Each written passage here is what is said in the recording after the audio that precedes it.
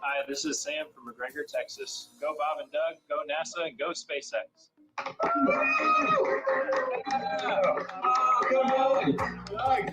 Sean O'Rourke from Johnson Space Center. Bob and Doug, wishing you a great flight, and just wanted to tell you good luck.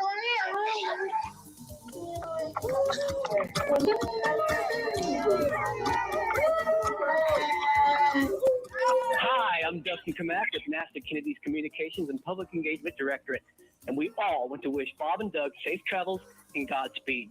You are both an inspiration to us all. Now, let's get out there and launch America. Let's do it. Come on, launch America.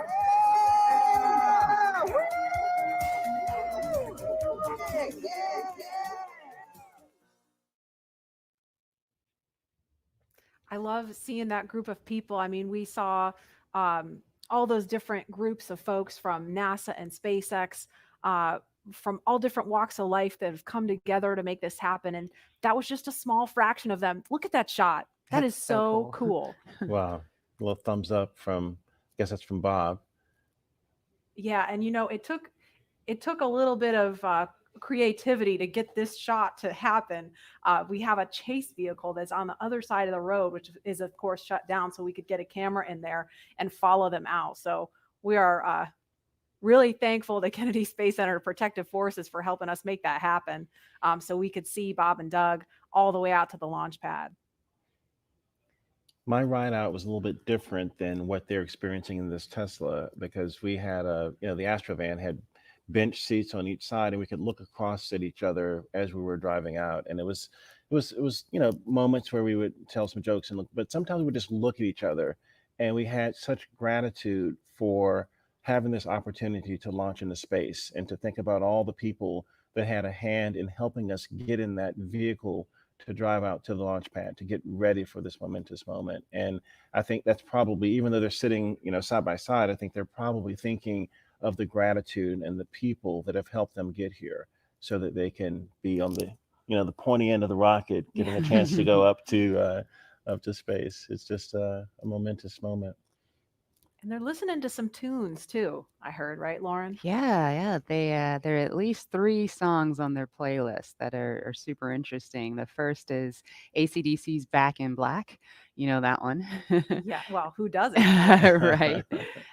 Another one that they're listening to is the elevator music from the Blues Brothers film, The Girl from Ipanema.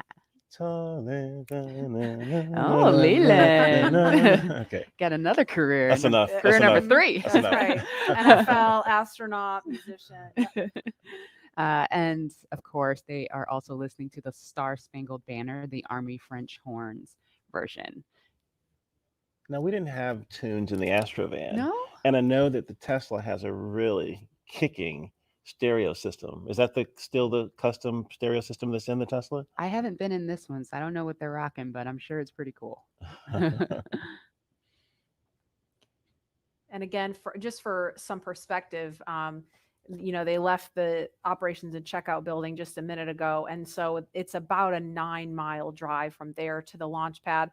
It takes them around 20 minutes, kind of depends on how quickly they're trucking. The other thing sometimes that you hear as you're in the convoy is the helicopter, the Huey helicopter flying overhead. And it's kind of also, you're thinking military, you're thinking really important things. And it's a moment that also kind of solidifies in you that, hey, something big is about to happen. And that whoop, whoop, whoop, whoop, the sound of that Huey is in your head. And it feels good that all these people are helping you get there safely. Yeah, I think we heard that actually coming by We did. this building earlier, because we were talking. I was like, I hope that's what I think it is. And it was pretty low because it was pretty loud. You could feel it, too. I did. I could feel it. I took this drive yesterday in my rental car, and granted, it wasn't in a Model X, and I'm not an astronaut, but driving to 39A, that same route, and trying to put myself, imagine myself in that headspace, it was pretty awesome. I got to figure out how to get on Falcon 9. Lauren, we're all astronauts. We're in space. That is true. You just got to get on the rocket. Yeah, well, Leland, there's a big group of people that want you there. I think we should, listen to them. Yeah, I'm all for it. I think we should Maybe all, we should make that a poll question. yeah. Well, we should all maybe go to space. What do you think? I am on board. I mean, not literally right now, but I would like to be on board. Lauren, would you go with us? Absolutely. Okay, poll question. We have so many people watching online, sending well wishes to Bob and Doug. I mean, it started early this week as we were ramping up for Wednesday, and I feel like it's just been this buildup of momentum because we were following along Wednesday, and now we're all following along Saturday, and we have people watching from home that hopefully don't have to work today, and can really tune into what's going on here. And we, as astronauts, truly appreciate all the support, all the social media feeds, and we think about, our families. We saw Megan and Karen there with their sons, wishing Doug and Bob well wishes and Godspeed as they head off in these Teslas to launch pad 39A that launched the Apollo astronauts. And I think, this is just one of those moments where everyone in this country is coming together to wish them well, to get them to space safely. It's a really great day. And they are just now on Saturn Causeway. They just made that right turn onto Saturn Causeway. So to the right of the screen, that building is the Operations and Support Building 2. And on the left, it's out of view right now, is the Vehicle Assembly Building, that iconic building that processed the Space Shuttle and Saturn V rocket also. That's where that mobile transporter used to take out the Apollo Saturn V rockets and the Space Shuttle. It's just an incredible machine. And where they're passing right now, I mean, if we were to run outside, we could wave because we are off to the right of your screen there at the press site where you see a group of media there. So from this point they've still got about 3 miles to go from here. I'll see you guys later. I'll be back in a minute. You're gonna go hop in. And obviously it's not just Bob and Doug's Tesla. There's a number of cars in that convoy. They're being escorted by Kennedy Space Center Protective Forces and also SpaceX security. They have a flight surgeon there with them. And we've seen just a sprinkle of folks along the way. Normally we'd have a whole lot more people out here watching this, but we really appreciate you watching online and from home. Again, wherever you are, at the beach, watching on your phone, your tablet, your whatever mobile device you have, we're going to be here every step of the journey, taking you through it moment by moment. There's a cool shot with the worm on the roof. There we go. The second place worm, yes. The second place worm. So, Leland, when I drive down this road on the way to 39A, on the left, there's that area where the crawler used to drive. Do you tell us a little bit about the crawler? Yeah, right there you can see the kind of the gravel where the crawler actually crushes that gravel almost into sand. It's so heavy. When the shuttle will go out and the Apollo Saturn V rocket will go out, and it's just this thing moves at a glacial rate to get out there because it's got this huge rocket or shuttle on it. But I had a chance to see that when my shuttle went out one day with Alan Poindexter, and it's just this enormous, tracks and vehicle, but you guys do it in a different way, don't you? You don't go out of the vehicle assembly building. You have your own building. We have a hangar right there on the pad, so we just roll the rocket up the hill. Kind of do it like a Soyuz, where you just raise it up right there from horizontal to vertical, and it's done. Yeah. Horizontal integration, so you don't need an enormous building in order to process the rocket and mate drag into the pad at the very top of the hill. You raise it up vertical with the transporter erector. And again, all these efficiencies to help us get people to space faster and safer. And, this is going to be the future of space travel. And also the relationship between NASA and SpaceX working together as a team to get people up. And at this point, the convoy is approaching pad 39A, and they're entering what is known as the BDA, or blast danger area. Now, before any pad technicians, engineers, or astronauts enter that area around the launch pad, the SpaceX and NASA teams do an internal go, no-go poll to make sure everything is clear. This storied launch pad, which has been the beginning point for so many firsts, is the perfect backdrop for today's historic launch that marks a new first and a new era in human spaceflight.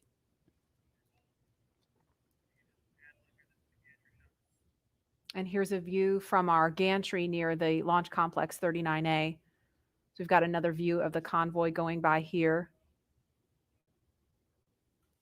If I had to count up all the cameras we have all over the place for this, I'd be here all day. That's a beautiful shot right there, Wow. looking at the Kennedy Space Center and Merritt Island and all of the nature around us. It's a big buffer from 39A so that we can be safe and launch our rockets off to space safely. Absolutely. And a lot of people don't realize this is a national wildlife refuge. I mean, I pass turtles on the way to my car every day. Yeah. Well, when we would run from the operations and checkout building, we'd have to watch out for snakes and for alligators, and so Yeah. to be really careful about the wildlife. We used to have one who lived at 39A. Oh, really? Yeah, an alligator. Oh, well, maybe we'll see him. We'll keep an eye out. Tweet at us if you see any. Did you name him Worm? Oh, it's ahead of my time. I don't know how an alligator would feel about being called Worm, Leland. Yeah. Oh.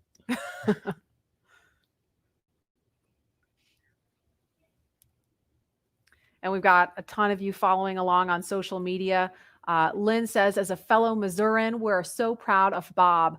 Launch America, we will be watching from the Space Coast, cheering loud.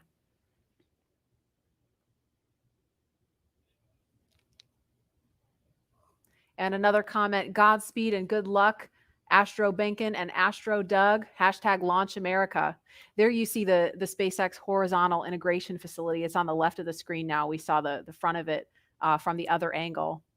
Or I'm sorry, no, there it is. I was getting my buildings mixed up. So it's on the right now. Yeah, Bigger building. The other is the Falcon Support Building. It's where all of our offices are. And yes, you're correct. Thank you there. for the correction, Laura. There's our hangar. We process Falcon Heavy in there. There are other boosters in that hangar as well. And the rocket and Dragon that is on the pad right now was put together, or rather finally integrated inside of that hangar and then rolled out to that pad to go up vertical. And there it is. That shot really gives you a sense of the scale of the Falcon 9 rocket. Those Teslas look teeny, teeny, tiny, making their way up there. And so as they make their way up to the pad, we're going to throw it over now to Hawthorne, where Jesse and Dan are watching the action. Hi, guys. Thanks, Marie. Yeah, really cool watching the Teslas pull up, driving on the launch pad just a few feet away from the vehicle. This is awesome and getting really excited over here. And with us looking at the launch pad right now, we've had to do a number of upgrades, but not only to the launch pad, but SpaceX has also made changes to both Falcon 9 and Dragon to enable flying crew. And a key update to this latest version of Dragon is its highly reliable launch escape system that is capable of carrying crew to safety at any point during the ascent of the rocket. Another pretty key upgrade is the Dragon's new life support system. As you can imagine, flying humans requires keeping a habitable environment throughout the entire flight, and that means covering everything like providing breathing air, keeping the capsule at a safe pressure, keeping it free of contaminants, removing any carbon dioxide in the air, regulating the temperature, the humidity, all of these things, and also implementing that waste collection system, aka the toilet. That sounds pretty important.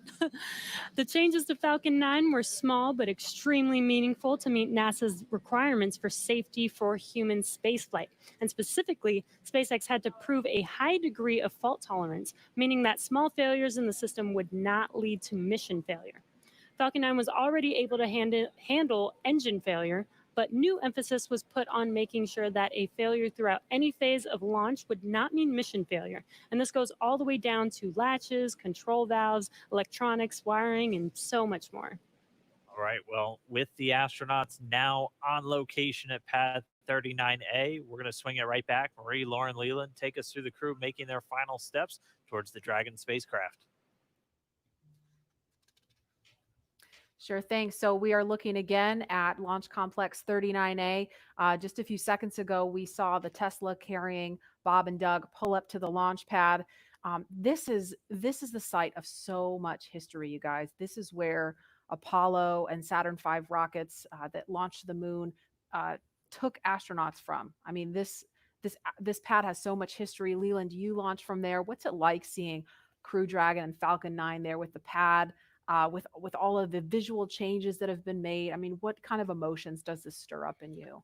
You know, when we got out of our Astro van we stepped out and we just looked up to see this vehicle, and it was creaking, it was groaning, it was making noises, it was getting ready for us to enter it to take us off planet. And you get a chance to take a picture. Sometimes you stand there, you look there, you think about all the training you've done, all the preparation, and again, all the people that have helped you get there. And it's just a solemn, amazing moment for all of us. And there's another amazing drone shot. Lauren, you explained this a little bit earlier about kind of how SpaceX brings the rocket and capsule vertical. Now that we see it, can you kind of explain that again for folks who maybe missed that? Yes, of course. Dragon is actually processed a few miles down the road at Area 59, or Dragonland, as we like to call it. We then put it on a truck and drive it all the way to the hangar where the rocket is. And so what'll happen is we'll then break, we call it breakover, where the vehicle's up vertical, we'll turn it sideways because the rocket is being processed sideways or horizontal into the hangar, lift it, mate it to Falcon 9, and then roll up those hangar doors and essentially pull the vehicle in the transporter erector, which is the big white truss structure that you see there. All the fluid lines, electrical lines, and everything are connected to the vehicles via the TE, transporter erector, and they basically roll it up those rails. You can't really see them. You can kind of see them in the screen. Those Right there. rails roll the entire TE rocket Dragon assembly up to the very top of the pad, pin it into the pad systems, and then roll it up vertical. And we are about T minus 2 hours, 57 minutes, 44 seconds, and counting. In just a couple of minutes, we are expecting to hear a formal announcement that the crew is at the pad. Of course, we saw them pull up in the Teslas, and there they are. Looks like they've already gotten out of the car, and they are walking up to the elevator that will carry them all the way up to the 255-foot level, and then they'll have a couple of steps to get up to the level where the crew access arm is. I have the AC/DC song in my head as I see them walking up. You know what I was kind of jamming out to on my way in was ZZ Top, Sharp Dressed Man. Oh, nice. I was like, I don't know, that might be on my playlist if I was in there. But there they are, taken in the sight, craning to see the top of the Falcon 9 rocket. It's 230 feet tall if you round up, and then Crew Dragon is another 27 feet from the bottom of the trunk to the top of the nose cone. So when you're out there in person, it's really hard to describe just how large it is. Look at them getting excited. They're ready to get in the vehicle, get in the elevator, and make it to the top. There's some FOD. He's picking up foreign object debris. Appreciate that. They're also wearing FOD covers on their shoes, by the way. Oh, really? Yeah, we want to make sure that they don't, track the inside of Dragon when they go in. And so right before they enter the vehicle, they'll remove the FOD covers off of their boots. You take for granted, all just the little details like that, all of the thought and preparation that has to go into literally every single piece of this operation. I love the makeover of Pad 39A with the sleek black with the white ticking and the lines, and it's a very futuristic look for this iconic launch pad. And to think what's been there before with Mercury, Gemini, Apollo shuttle, and now the SpaceX Crew Dragon getting ready for a launch to the International Space Station. Rocket fuel still going through my veins. And we feel so honored to be able to launch from here. Oh, here they are. That's a really fast elevator. Yeah. I know it really zips. That took them up to 255 feet in just a matter of seconds. They were removing their FOD covers. Looks like they were just maybe checking something on his boot or leg.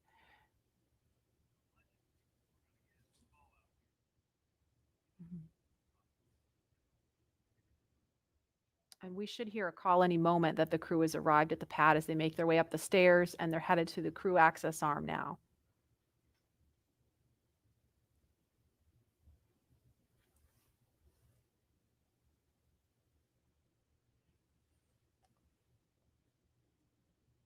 There's the worm again, popping. You know it. Meatball.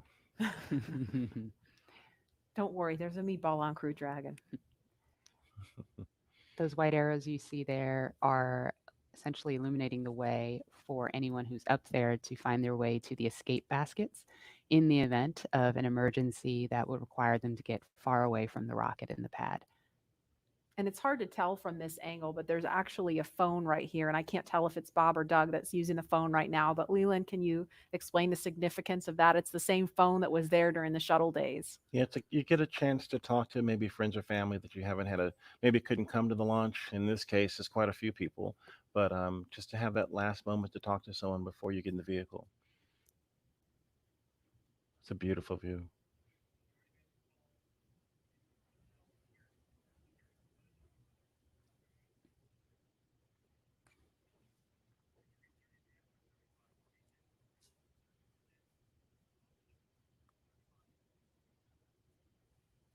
And we're watching the crew when they're done using the phone there, we expect them to be making their way into the crew access arm.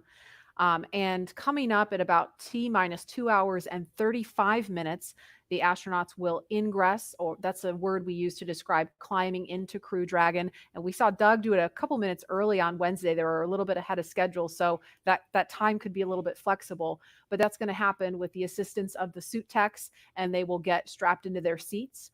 And so with that coming up, we're going to head over to Hawthorne for a preview of what's in store for the future in space travel. Jesse? Thanks, Marie.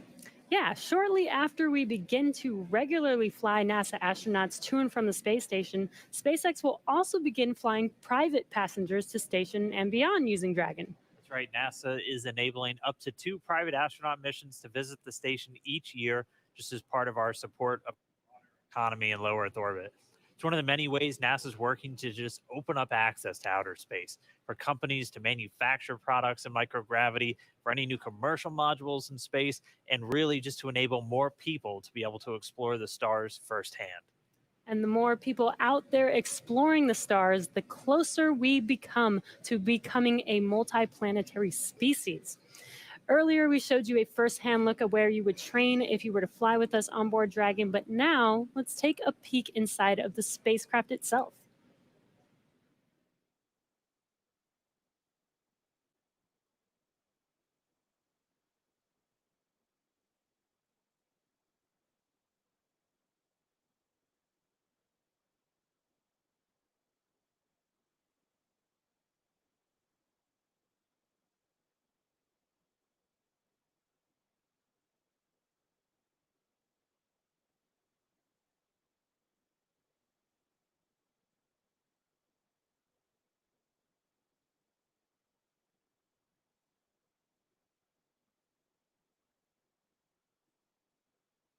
Intuitive to know what we need to do at any given moment in time. When I think about comfort for the astronauts, it's really every aspect of how you could interact with the spaceship that comes to mind. We have 3 different seat sizes. We even go so far as molding the foam around the astronaut's body so that there's not any pressure points, and it's just generally a pleasurable journey to space. Dragon is a spaceship that's all about safety and reliability. We designed it to be 2-fault tolerant, which means that any 2 things could fail. So I could lose a flight computer and a thruster, and I could still bring the crew back home safely. We also added a launch escape system. If anything goes wrong on ascent, the crew can get away from Falcon and get picked up safely. I've worked on Dragon since 2012. When I see Dragon lift off, I think I'm going to feel a buildup of emotion of 8 years of working with some of the best engineers and technicians across the country that put their heart and mind into making this incredible moment happen for everybody.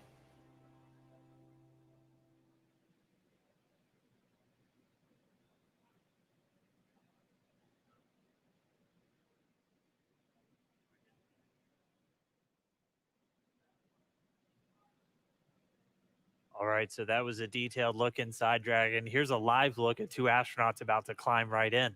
If you're just now tuning in, you're watching our coverage of the mission known as Demonstration Mission 2 or Demo 2.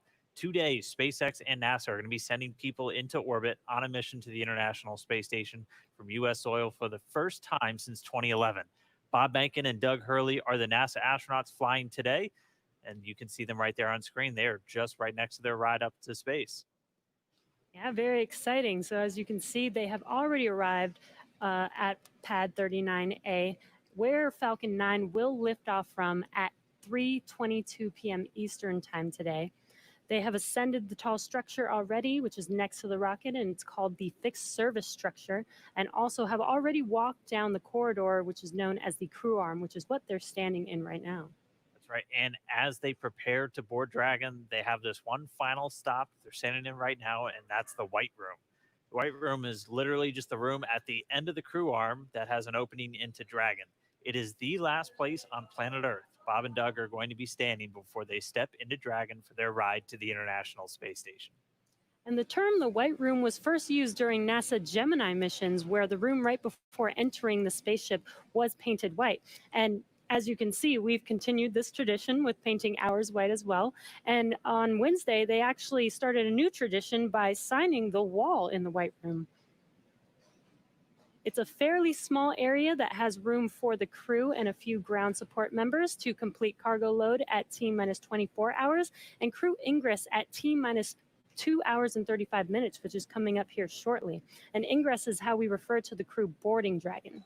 Also inside the White Room is a movable platform that just gets extended out to the capsule just to make that boarding process much smoother for the crew to climb into Dragon. As you might expect, it's also environmentally controlled. You can see kind of a big seal right up against the side hatch, and that's just done so Dragon can be open while keeping all the dust, dirt, and the Florida humidity out of the capsule, making sure it's pristine for the crew. And so that seal is going to stay in place until they begin to retract it, get the arm ready to move out of the way, and by that point, the hatch will already be closed.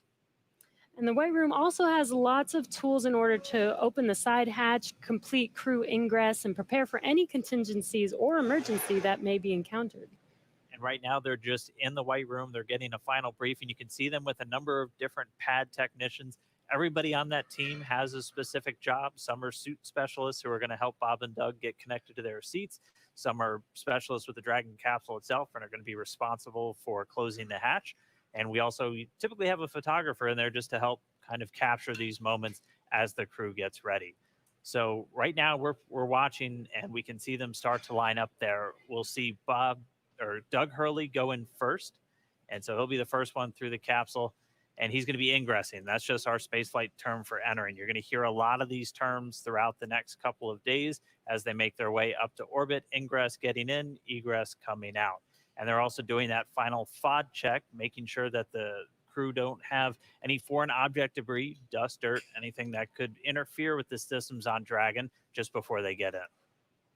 Right, as Leland and Lauren were mentioning earlier, they do have stuff on their suits to protect from FOD, and they have FOD covers on their boots, as they mentioned, as well as on their umbilical port on their suits. And that needs to be removed before they can ingress. Minutes. The crew has arrived at the White Room, and its ingress is in progress on schedule. Just listening into the nets and hearing those updates live.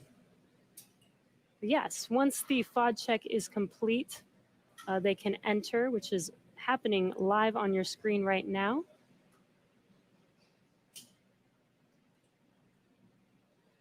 And as they climb into Dragon, they will buckle themselves in and attach their umbilicals to their suits. And as you can see, the suit techs are there to help them get buckled and settled into those seats. And as we mentioned earlier in the broadcast, the suit's primary function is to protect the crew in the event of a cabin depressurization. So the suits help keep them cool, as well as delivers nitrox in case there is a suit depressurization.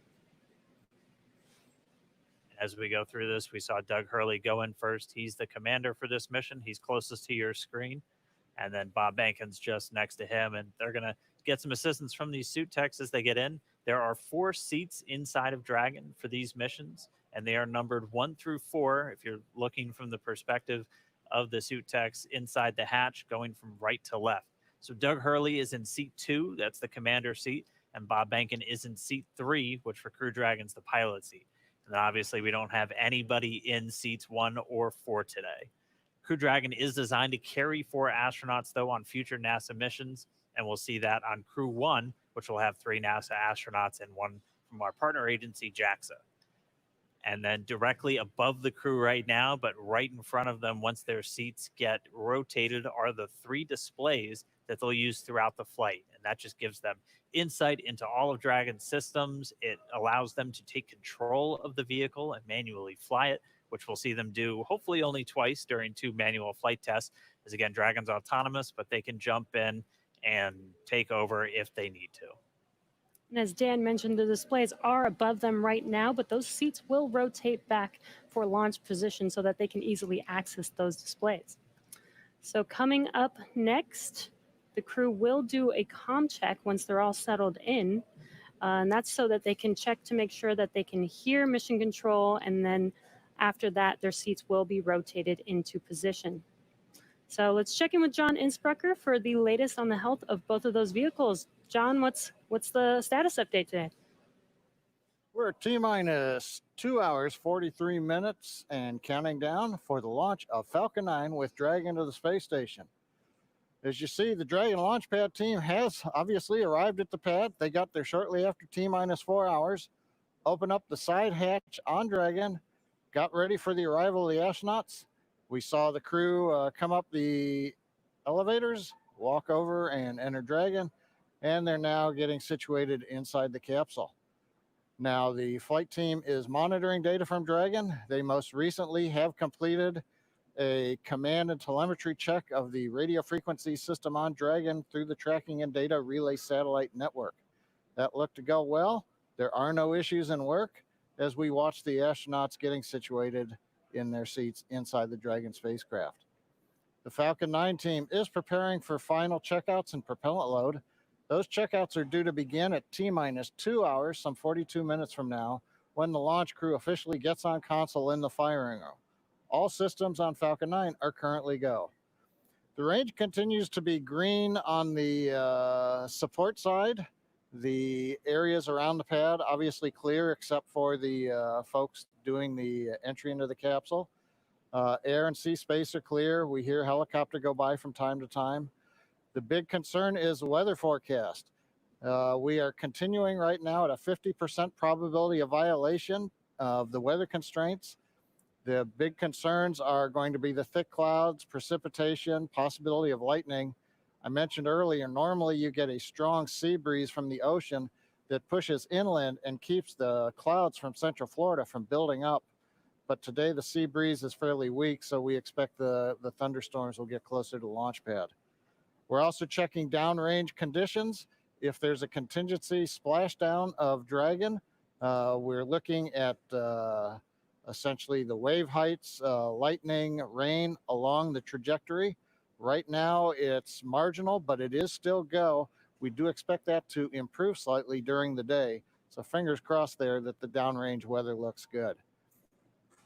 But right now at T-minus 2 hours, 41 minutes, as the clock continues to count down, all systems are go for launch.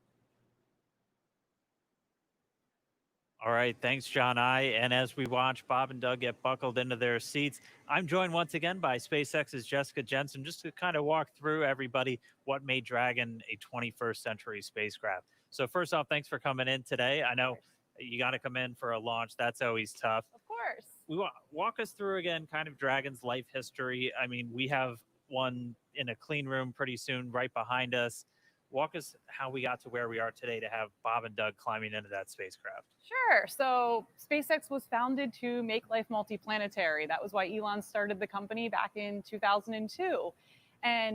But, also when he founded the company, we were a very small company for several years. And so we had to look for opportunities to, hey, how do you go from being a small company to actually putting people into orbit?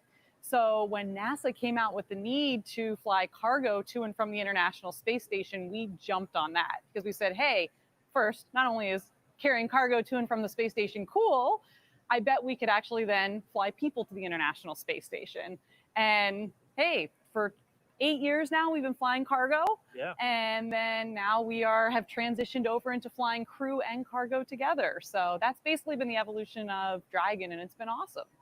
And I know when we see Falcon 9, we get to talk a lot about reusability. Everyone is very familiar with the first stage coming back down and how cool that looks. Dragon is also designed with some reusability. In fact, you've flown Dragon multiple times, or you've flown Dragons multiple times to the space station. How does reusability factor into Dragon's life cycle? Yeah, so I'll actually talk a little bit about both, because one thing I think everyone always thinks about reusability and, hey, it saves money or that's great, but reusability actually improves your reliability. So when we get Falcons back and when we get Dragons back, either after one mission or multiple mission, we can do all these detailed inspections on them. And that's super important because when you fly a vehicle, you can only have so many sensors on it. You can't put a sensor, every single inch of a rocket or a spacecraft. And there's already way more than I think anybody realizes. Exactly. But so, especially for rockets that wind up in the ocean, some people don't have any idea of what they actually went through. So the fact that we get all the hardware back, we were able to inspect literally every square inch of it and make small design changes that actually improve reliability for the whole fleet. So even though Bob and Doug are on a brand new rocket and a brand new spacecraft, those spacecraft are actually more reliable based on the knowledge we've learned from reusability. We've walked people through a lot of the new systems on Dragon. What are just some of the cool things that are maybe beneath the surface that people don't know about with Dragon?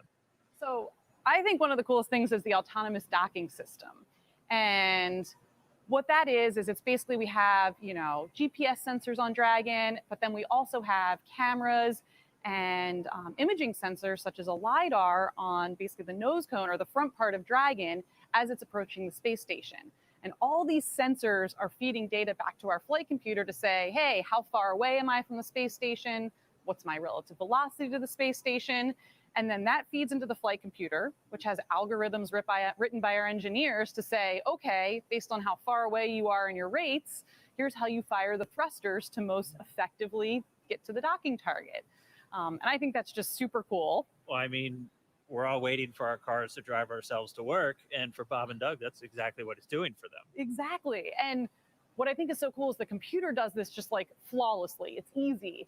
When I tried to do it, I failed miserably. I tried to dock Dragon to the ISS 3 times and I failed. Fourth time I got it. Good morning. And I will tell the public out there that on our website, we actually have a Dragon ISS simulator. So you yourself can try and fire the thrusters and see how well you do. Maybe I'm just a bad driver, but I think the flight computer does a really good job. I think we all had fun with it. All right, well, we are just starting to hear. They're going to start up those comm checks with Bob and Doug.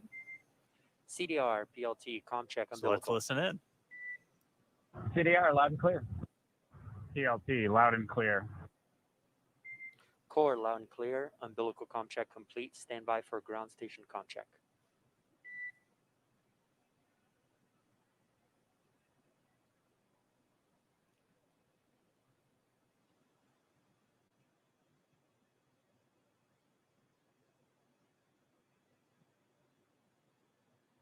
And again, we're just listening in. They're doing these comm checks, these communication checks. So Bob and Doug are going to do a series of these checkouts with the teams on the ground, both the core here in Hawthorne and the launch director out in Florida. And they're going to be doing this over Dragon to ground. And they're also going to be doing it over the countdown net. Those are the 2 main loops or nets that you're going to hear going out. And they're going to be doing it through their different communications paths. We heard them do through the TDRS, or the tracking data and relay satellites. Those are those primary satellites that we're going to be used to talk to Bob and Doug throughout their flight and to send commands to Dragon. They'll also do it through ground stations. SpaceX has a worldwide network of ground stations that they're able to communicate with the vehicle. And that's what we'll be using to get video inside the cabin of Bob and Doug on their flight up. So if you tuned in the other day, this is one of the first things that they do once they get inside the vehicle. And this is just to make sure all the communication systems with the Dragon spacecraft, with the suits, everything are working. They're able to talk to and hear everybody on the ground. Dragon, SpaceX, comm check, ground stations. SpaceX Dragon, loud and clear. Core, loud and clear. Ground station comm check complete. Stand by for TDRS comm check.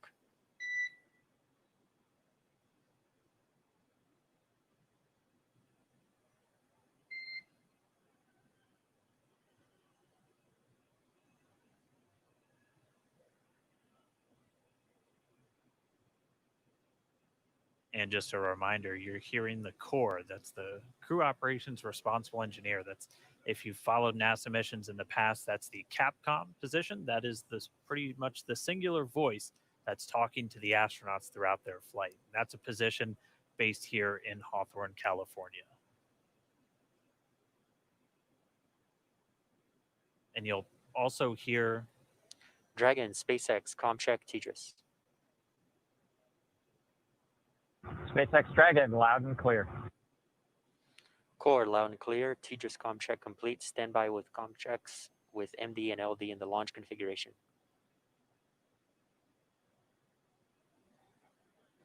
Dragon, MD on countdown 1. ComCheck.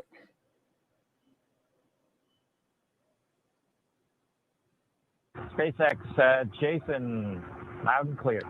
Copy, loud and clear. Glad to have you guys on board. Standby for ComCheck on Dragon to ground.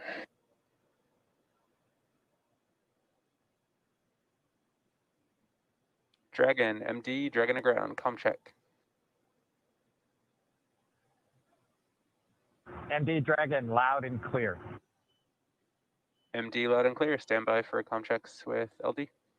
Dragon, launch director on countdown 1, ComCheck. Good afternoon, Mike, loud and clear. I have you the same, and good afternoon. Standby for my ComCheck on Dragon to ground. Dragon, SpaceX on Dragon to ground, ComCheck.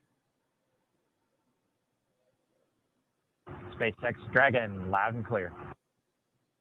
I have you the same. Back to core.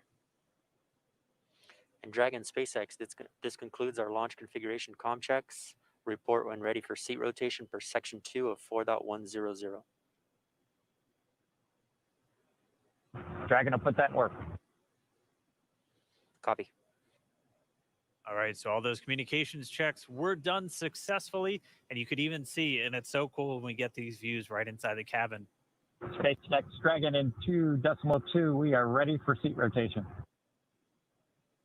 Copy. We will report when initiating. But you could see Doug Hurley using his right hand. He has the talk button built into the seat itself. So just, again, showing you all of the different systems, how the suit is integrated into the seat, and it's all just one big circle for this whole spacecraft. So really cool to see those ComChecks live. Jessica, thank you so much for walking us through some of the really cool updates, the upgrades. Did you have any other cool stuff besides? Let's see. So I don't know if you guys can see, but we have the Dragon clean room here. And one of the coolest things is it is right on the main floor of our main building. So thousands of employees walk by here all the time and get to see Dragon in its final processing before it goes to the Cape. On Wednesday, the Crew 1 capsule was in here. It looked almost done. It looks a little empty right now, but that's because that capsule went off into our separate test facility for its final propulsion checks. So we do leak checks and things there, and we do that in a separate facility just because it's high pressure testing.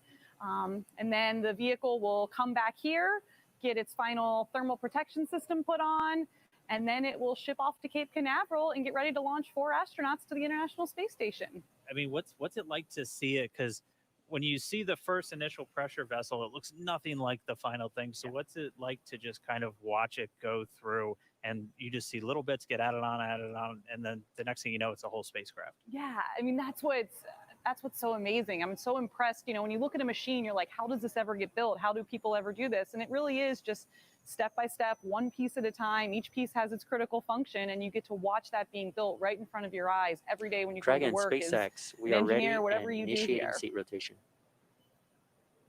Dragon copies. And we just heard the seat rotations about to begin. So Jessica, thank you so much. Cool facts about Dragon for everyone to listen in on, and we can see the seats start to rotate now. Pretty soon, Bob and Doug will be in their launch configuration, and they'll be ready to go.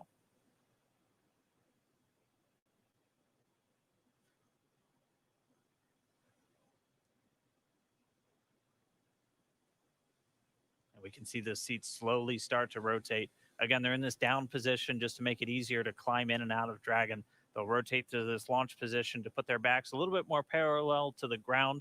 It makes taking the G-force a little bit easier for the crew on the way uphill, but most importantly, positions those touchscreens directly in front of them, which is just their gateway into Dragon. Dragon, SpaceX, seats are in the launch position.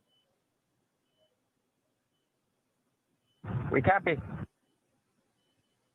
All right, and confirmation the seats are in the launch position. Let's go down now to Gary in Mission Control Houston, where I know the entire JSC team is standing by and ready to see Dragon take flight today. Over to you, Gary. Thanks, Dan. Very much so. Great to see good comm checks from Bob and Doug, and that their seats have been rotated into their launch position. Here in Houston, Flight Director Zeb Scoville has pulled space station flight controllers, and all systems are go for launch from the space station side of things. Essentially, the station is prepared for Dragon to arrive 19 hours after launch. Chris Cassidy has completed his preparations for Bob and Doug to arrive. He's got a chance to view some of the broadcasts. It even said they were, quote, looking sharp. Flight controllers here will monitor the countdown, but really it's up to the teams in Kennedy and Hawthorne to get us to liftoff at this point. So we want to hear your comments as we continue to count down to launch. So let's go to the social desk now. Tahira.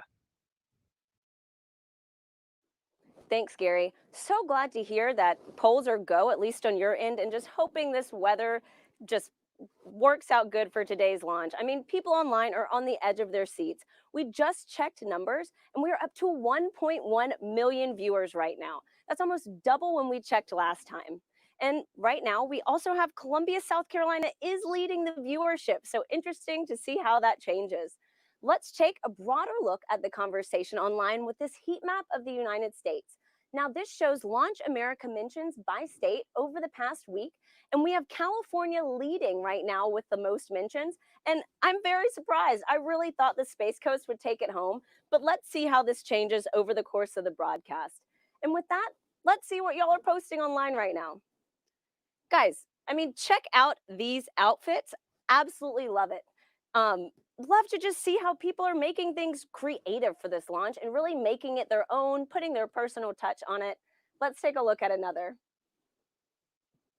Oh, we are back to the Launch America heat mentions. So let's see how that changes over the course of this broadcast. But really fun to see those photos online. Oh, we have another space pet, guys. These do not get old, so please use hashtag Launch America on social media. Right now, it looks like we have Catstronaut Boris, who is ready for his launch in the Crew Dragon capsule. I love seeing the pet owners unite for this mission. So like I said, definitely use that hashtag. We will be looking for it during the show. Marie, what's the latest at Kennedy? Thanks to Hero, we are at T-minus 2 hours, 26 minutes, 47 seconds and counting from liftoff of the Falcon 9 from the Kennedy Space Center here in Florida, carrying NASA astronauts Doug Hurley and Bob Behnken. You see them right now aboard SpaceX's Crew Dragon spacecraft. It's been a very exciting day so far. The crew has been up since about 8 o'clock this morning as they prepare to head to the International Space Station as part of this Demo 2 mission for NASA. And as we speak, the astronauts, as you saw, are inside Dragon and have completed their comm checks. So now they can communicate with the teams who are on the ground. And their seats have rotated upright to their reclined launch positions, allowing them to see and access the display panel. And now they are they initiate their own suit leak checks to make sure that their suit is in proper working condition before liftoff. And in just a little bit, at about T-minus 1 hour and 55 minutes, it could happen a little bit sooner, though. We're running a little bit ahead of schedule. We will see the closeout team begin to close the side hatch in preparation for flight. And that's going to be one of the key visual milestones on the timeline to liftoff. Now, we want to take you to a couple of special guests we have joining us. They are with Daryl Nail at the OSB-2 viewing location, NASA Administrator Jim Bridenstine, and also Kennedy Space Center Director Bob Cabana is there with Daryl. Hi, Daryl. Hi, Marie. That's right. We're in the 5th floor of the Operations and Support Building here at the Kennedy Space Center with a nice view of Launch Complex 39. And the two men that you mentioned are here to join me to answer a few questions. We're excited to have them both here. And they are, of course, Bob Cabana, the Director of the Kennedy Space Center, and Jim Bridenstine, Administrator for NASA. Gentlemen, thanks again for making the time to be here. Of course, the big story right now, Jim, is the weather. So let's talk a little bit about that. We can see there's some clouds building. That was forecast. You took part in a weather briefing this morning. What do you know about the weather and the decision that was made to say, hey, let's give this another shot today? Yeah, so what got us last time was the electricity in the atmosphere. And of course, today there are, in fact, buildups. It doesn't look like there are thunderstorms at this time, but they are expected. The question is, when do those thunderstorms go away? And when those thunderstorms materialize, where are they located? We are predicting about a 50-50 shot of going this time. But given the fact that we are in late May in Florida, we have to take every shot we can get. So it's not likely that in a couple of days it's going to be any better than it is today. So we are a go for launch right now, and we are hoping that the weather will hold up. We almost made it on Wednesday, and the trend is better today than it was on Wednesday. So we'll see.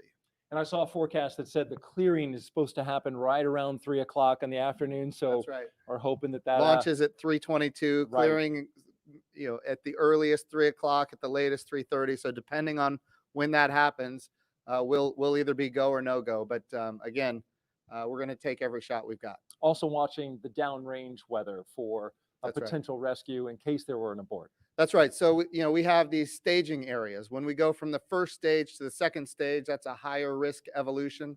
We want to make sure that in the case we have to exercise the launch abort at that point, that the weather is good. And of course, that's off the coast of North Carolina. The big thing there is it's great that we have a launch abort capability. The challenge is that launch abort capability includes parachutes. And with parachutes, you've got to make sure that you've got the weather to come down. If there are thunderstorms or downbursts or high winds, that's problematic for the parachute system. Right. And sea states as well, bouncing that Exactly. capsule around in the ocean. Bob, of course, you're an astronaut. You know what it's like to hit the reset button and do it all over again. Get into the spacecraft, get ready to go, only to be told, no, we're not going to go today. We're going to try it again. What's that like? And then tell me about the mindset as you have to kind of reset. Do you feel less anxious? Do you feel more comfortable the second time around? You know, Daryl, first off, my last flight, we counted down to 18 seconds and didn't go. Man, and when you get to 18 seconds, you're ready. The key is, it's the training that we go through, all the repetition that we do. We practice everything, including scrubs.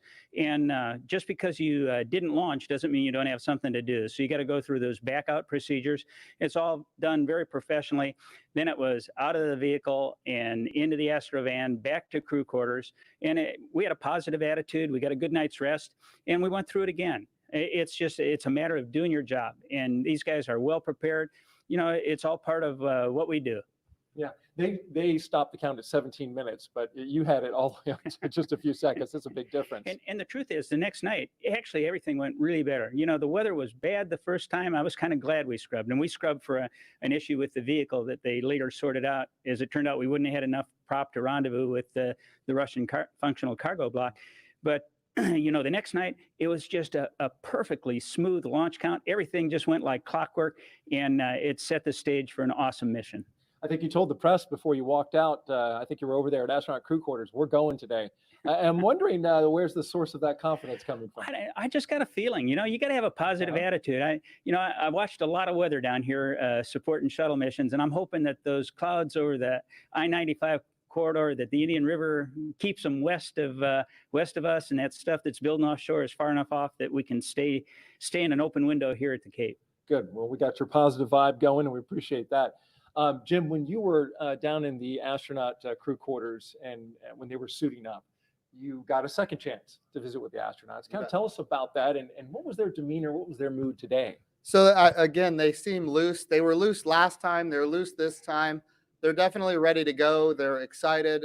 They've been wanting to go for a long time now.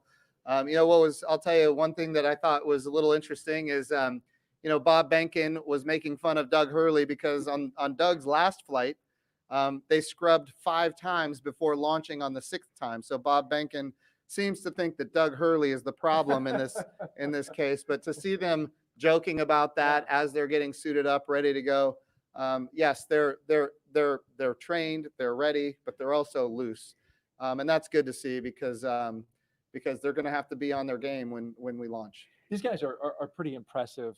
Doug Hurley and Bob Behnken. I mean, Doug Hurley, an incredible pilot, Bob Benkin, he's got a PhD in mechanical engineering. And he's a flight test engineer Right. himself in the Air Force. Yeah. Well, in your assessment, why are these guys the right stuff? Well, this is a test flight, and you know we have great astronauts that are chemists. We have great astronauts that are botanists. We have really talented and diverse, a very diverse astronaut corps in general. But this is a test flight, and for a test flight, what do you want? You want test pilots. You want people that, for a living, they have made a living flying new things that have never been flown before. And Bob Benkin and Doug Hurley are the two people that you would want in a test flight, and that's exactly what this is. Bob, you're a pilot too. You want to weigh in on Doug Hurley? He seems like he's got the right mentality what and can smooth I say? customer. He's a naval aviator, a marine pilot, a test pilot. I'm all in. He's a great guy. Yeah, yeah. And tell me a little bit about in terms of the Kennedy Space Center, right? So you've been here since 2007, right? 2008. 2008. Sorry, off by 1 year. 2011, the Atlantis came to a wheel stop. Yeah, I grew up here. My dad worked for NASA. My uncle was a contractor. When that wheel stop happened, the next day, my uncle got the layoff notice, right? And it 30, 60 days. It was depressing. We're talking about thousands of people laid off. Super depressing. Atlantis landed on a Thursday. On Friday, 2,000 contractors got pink slips and walked out the door. Yet they worked on that vehicle. That was the best vehicle we ever flew. The cleanest. That's the dedication of the workforce here. Right. So, and take me back to that time. You called it a depressing time. The fact that the shuttle program was something that the government completely had ownership of and paid for. Now we're moving into this commercial crew, which you've overseen making that transition. And tell me about that 9 years in which we made that move. Well, obviously, everybody was really attached to the shuttle. I mean, it was our history for 30 years and did an awesome job. The Hubble Space Telescope, all the satellites it deployed, building the International Space Station. But when I first got here, I told everybody the shuttle program is going to end. We have to start preparing for our future, and nobody wanted to hear that. But how many times in your life do you get to define what you want your future to be? And we set out on this bold goal of trying to turn KSC into a multi-user spaceport, supporting both government and commercial operations. And I've got a very persistent team. They worked extremely hard. And through a number of agreements, we were able to make it happen. And this is the future. Commercial spaceflight, the administrator says it all the time. We want to establish a commercial environment in low Earth orbit so that we can focus on the hard job of exploring beyond our home planet, to establish that presence in our solar system beyond planet Earth, establish a sustained presence on the moon, get to Mars, establish a presence there. We can't do that if we're locked here in low Earth orbit. And commercial crew with both SpaceX and Boeing, that's the beginning of a whole new era of spaceflight. All right, very good. Quick question. We've got, of course, a special guest coming back today. The President of the United States plans on being here. Jim, you took him around the first time around. How did that go? I think I saw a picture on Twitter. He signed some space hardware. That's right. So he took a look at the Orion crew capsule. Of course, the Orion for Artemis 1 is ready to go. And he signed, a piece of hardware that will fly on the crew capsule for Artemis 2. So that's kind of, and not just him, but the first lady and the vice president and the second lady, they all signed it. So their names are going to fly around the moon on Artemis 2, which is exciting. But I just want to give Colonel Cabana a compliment here, because he did bring this spaceport through a very difficult time. And now it is a multi-use spaceport, and we do have commercial, and we have, in fact, even international launches here. And now we're going to have commercial crew launches. Bob has done a wonderful job transforming this spaceport. That's why we're doing commercial crew. NASA wants to be one customer of many customers. We want to have numerous providers that are competing on cost, innovation, safety, driving down costs, increasing access. But even better today, when I took this job just a few short years ago, our budget at NASA was around $19 billion. The budget request that President Trump gave us for next year is $25 billion. We are in a great position because the president is committed to space exploration. Of course, he's committed to the Space Force. We haven't had this much support for space since John F. Kennedy, and we've got bipartisan support.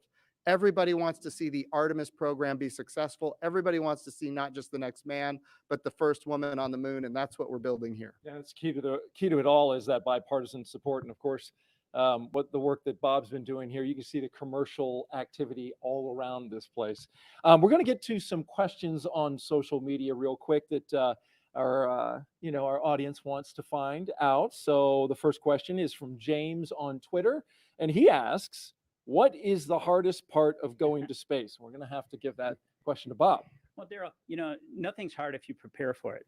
And what we are afraid of is stuff we don't have knowledge about. And that's what we do when we learn how to be astronauts. We train, okay? You spend a long time as an astronaut candidate learning.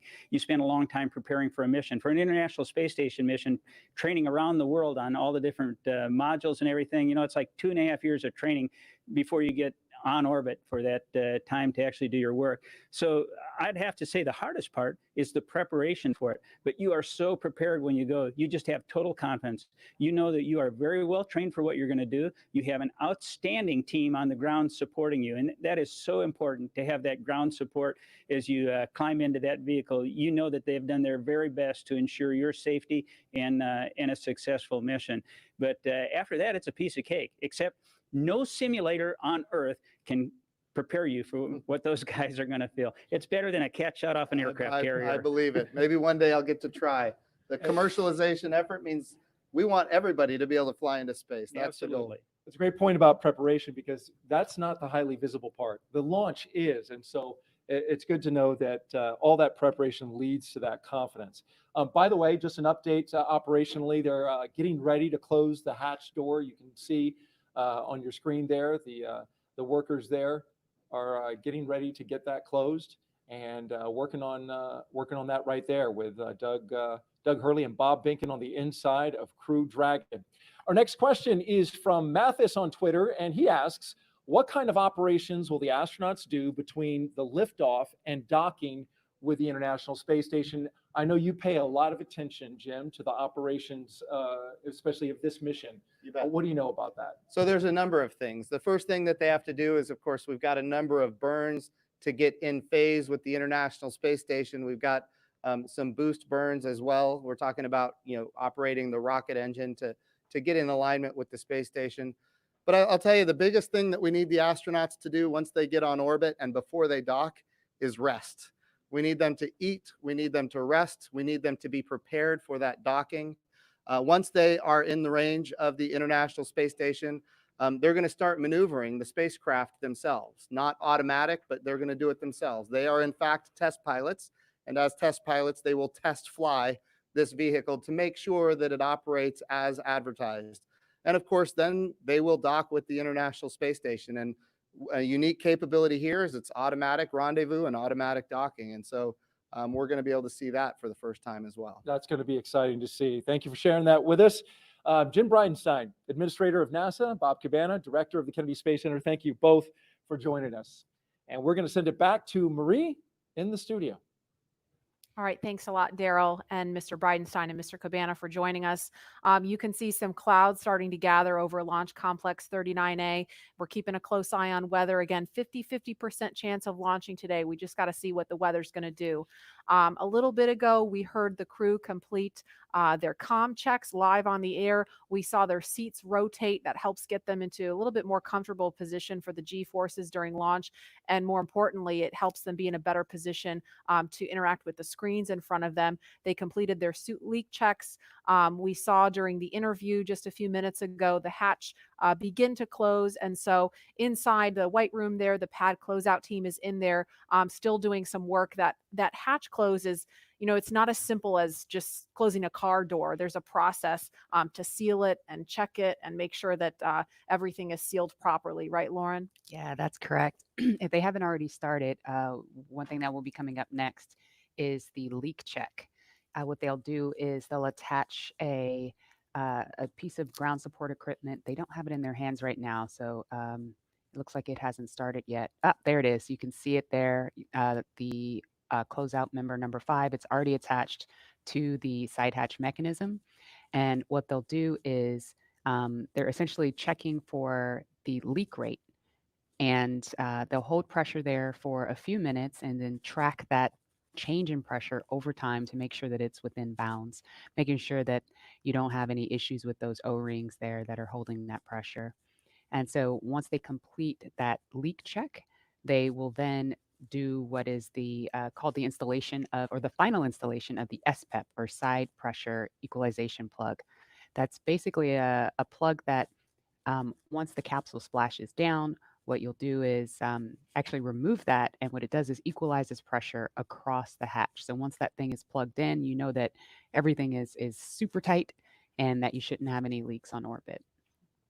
One of the other things that I think is pretty cool about Dragon, you can kind of see them on the edges. There are some of the windows. And I know that Dragon started out as cargo. It was Cargo Dragon. You have your cargo version, and before you moved on to the Crew Dragon version, but you even had windows on the cargo version. Can you explain kind of why that was? Yeah, the very first Cargo Dragon that we ever had, that we ever launched, had a window over the hatch, over the side hatch. And the reason we did that is we always envisioned Dragon to ultimately be a crewed vehicle. So even in the beginning, for the very first vehicle we ever made, which didn't even really carry much cargo, we put that window there, and it to us symbolizes what Dragon's purpose has been all along. You know, taking those steps, starting off with the CRS program and resupplying the space station with experiments and food and crew provisions for the astronauts on board, to now putting putting NASA's astronauts in our own vehicle. It's that natural progression to what we were aiming for the whole time. And Leland, what's your take on the touchscreen technology? We saw a little bit about that. Obviously, this is a very different kind of look than what we saw during the space shuttle.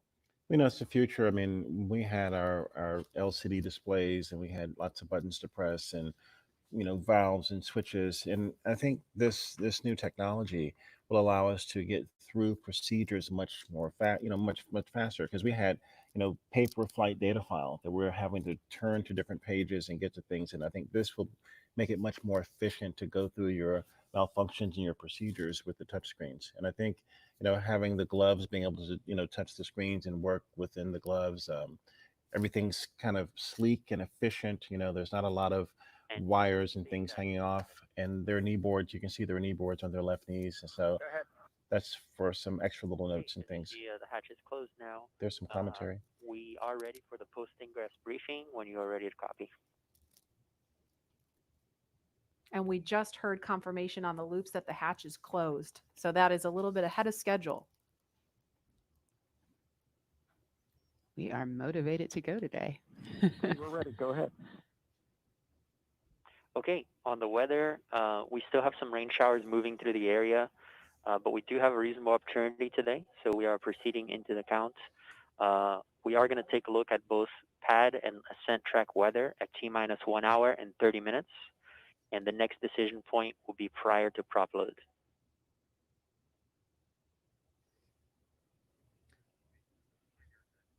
Okay, we copy.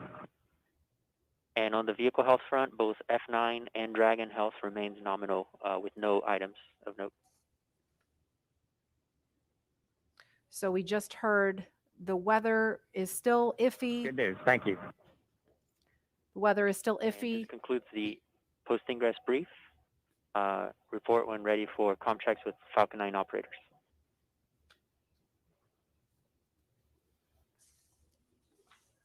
We are ready for the F9 operators.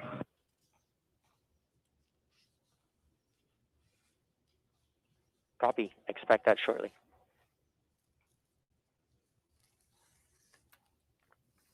So when we hear that chatter pick back up, we're going to quiet right down so that you can listen into that along with us. But we just heard them discussing the weather briefly, still keeping an eye on that. But the next decision point is going to be before prop load. So we're going to press forward for now and then reevaluate before they start fueling the rocket. But in the meantime, it sounds like Falcon 9 and Crew Dragon are healthy. So the vehicle's in good shape, right? It sounds like kind of a little bit of a repeat from Wednesday, that we're just keeping an eye on the weather at this point.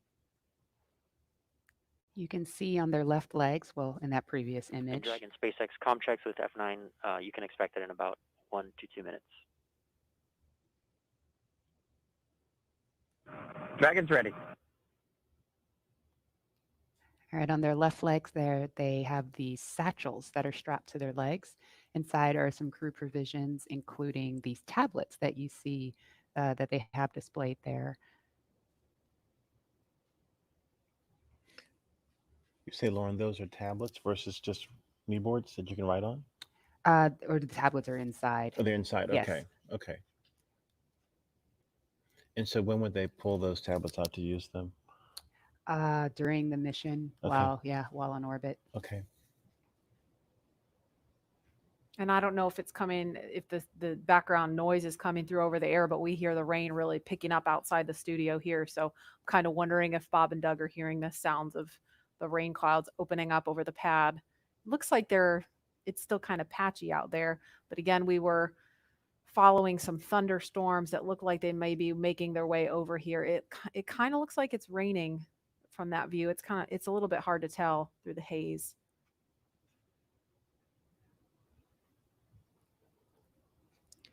All right, launch is now just over 2 hours away.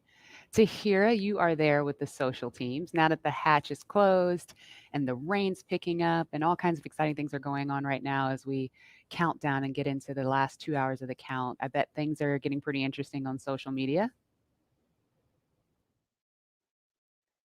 Hey, Lauren. I mean, yes, they are. So many different things are going on right now. And I think people online are just wondering what's going to happen with today's mission.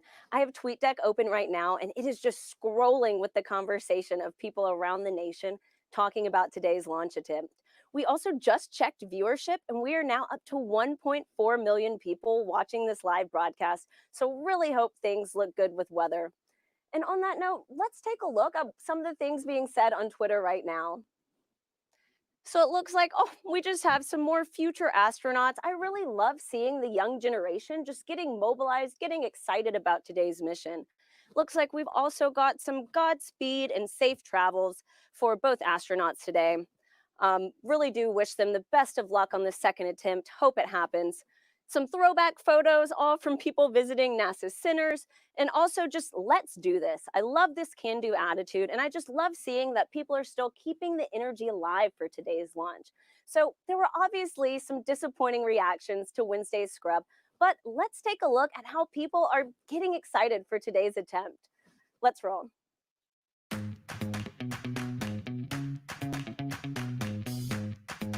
Ready for takeoff. I'm ready to launch America. 3, 2, 1, go!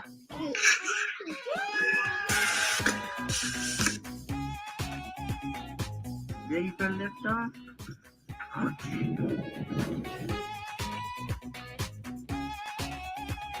To infinity and beyond!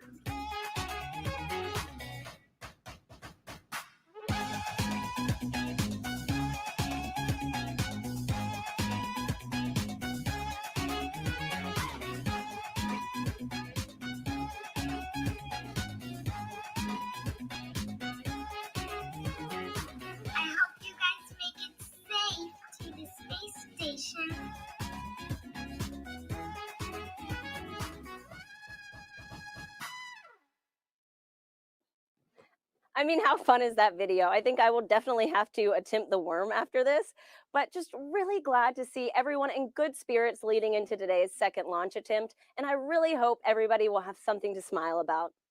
And with that, let's head back to Lauren. Lauren. Thanks, Tahira. So it looks like people are pretty stoked about today's attempt. Please continue to join the conversation by using the hashtag #LaunchAmerica across all the social media channels. Yeah, I really love seeing the little kids get excited. I know my 3-year-old is super excited. She's got an astronaut sleeping bag and she Really? loves to climb in it. Yeah, it's the body of the bag is a spacesuit, and then the head is empty where the pillow is. So when she gets inside, it looks like she's got a spacesuit on. So she loves it. That's the inspiration for that next generation of explorers going to take Doug and Bob's place one day. And I think we have some people out there that are so interested in our conversation about the worm and the meatball that they've created something called the worm ball. What? Yeah, I was checking my email during that because I emailed you guys the worm ball, and I was like, what is this? I'm having a hard time seeing it, but what is the worm ball? So it's a NASA meatball, which is, what it should be. Yes, yes. Okay, look at Okay. it. There it is. All right. Thank you. I Oh, need a yeah. visual. So they took Okay. the angular NASA logo and put in the worm inside of the meatball. Can you live with that, Lauren? You know what? That's a beautiful compromise. I'll take it. I'll It take it. is. It's a nice marriage of the two. Oh, I love you, man. Truth. Truth. And there is another live look at Launch Complex 39A, and we have had the opportunity to share with you a lot about the SpaceX Crew Dragon sitting on top of Falcon 9, a lot about the crew themselves, and the significance of today as the official return, we hope, of human launch capability to American shores. But we would be remiss if we did not explain why this pad 39A is hallowed ground.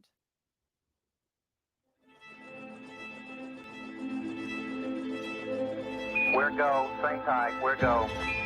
Altitude, velocity, light. Many of NASA's storied missions began their daring journey from the exact same spot on Earth. Launch Complex 39A at the Kennedy Space Center. This massive structure of steel and concrete has cradled rockets and guided each on their fiery ascent to space for over 50 years. There can be no launch without a launch pad, and this hallowed ground has a history greater than any other. Having evolved and been reshaped for each new era of spaceflight, it's alive with a heartbeat as strong as the first. Launchpad 39A came to life under the direction of project engineer Harry May as NASA ramped up its efforts to achieve an unprecedented calling. Why, some say the moon. Why choose this as our goal? And they may well ask, why climb the highest mountain? In 1962, Earth-moving machines sculpted its massive pyramid base to a height of 40 feet. Then, concrete was poured to hold it in place. To launch the world's first moon rocket, engineers cut a flame trench nearly the length of 2 football fields down the middle of the mound. It was then lined with heat-resistant bricks to deflect 7.5 million pounds of earth-rattling thrust, first felt on Apollo 8. Less than a year later, Apollo 11 launched from Pad 39A. And hundreds of millions of people around the world watched as it landed on the moon 3 days later. Nearly a decade after this Apollo era, 39A again took center stage with a new, one-of-a-kind spacecraft, the Space Shuttle. Millions of pounds of additional steel for service structures transformed the look, but not the purpose: human spaceflight. In all, 82 space shuttles blasted off from 39A until the very last. Start. T-minus 10, 9, 8, 7, 6, 5. All 3 engines up and burning. 2, 1, 0, and liftoff. The final liftoff of Atlantis on the shoulders of the space shuttle. America will continue the dream. Roger, roll, Atlantis.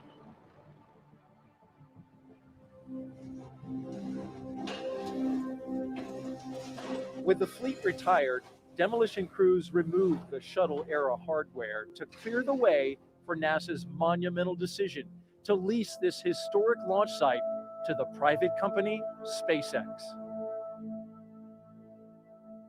Today, its sleek and modern design supports a family of rockets that has advanced the commercial age of American spaceflight. Now, 50 years after it first sent humans to the moon, this historic spaceport stands ready for the next wave of human exploration.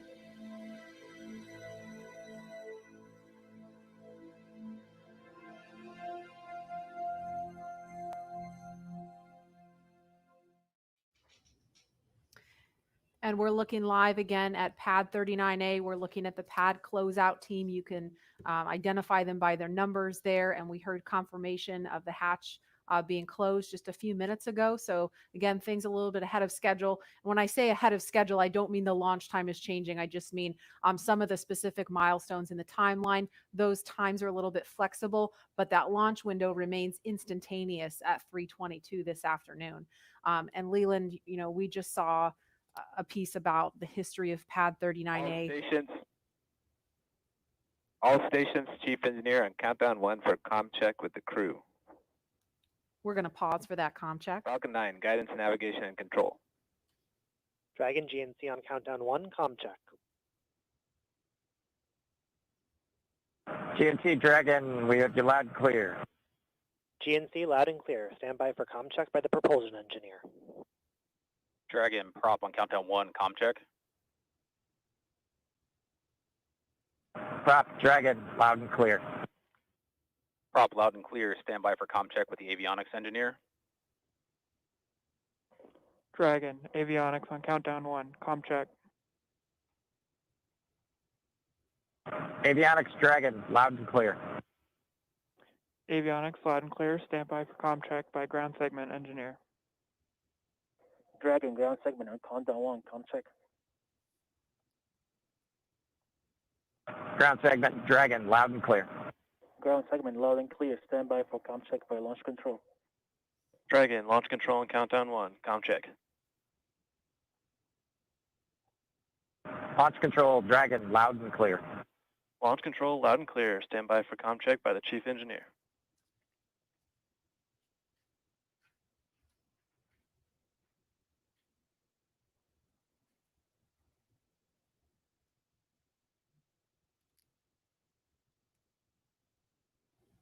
Dragon, Chief Engineer on countdown 1, comm check.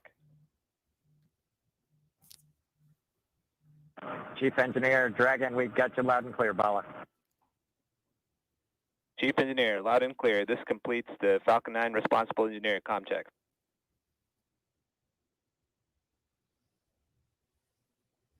And we just saw a thumbs up from Doug Hurley. We listened to a series of comms checks there. And so everything. Dragon, Chief Engineer on Dragon to ground. Loud and clear on Dragon to ground. Loud and clear. Well, good luck, and let's see if the rain clears up. That sentiment is shared by all You here. can do it. Copy that.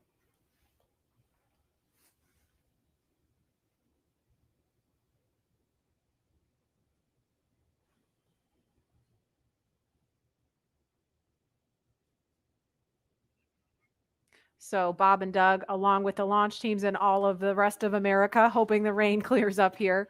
But as far as comms checks go, everything sounded pretty normal, pretty nominal there.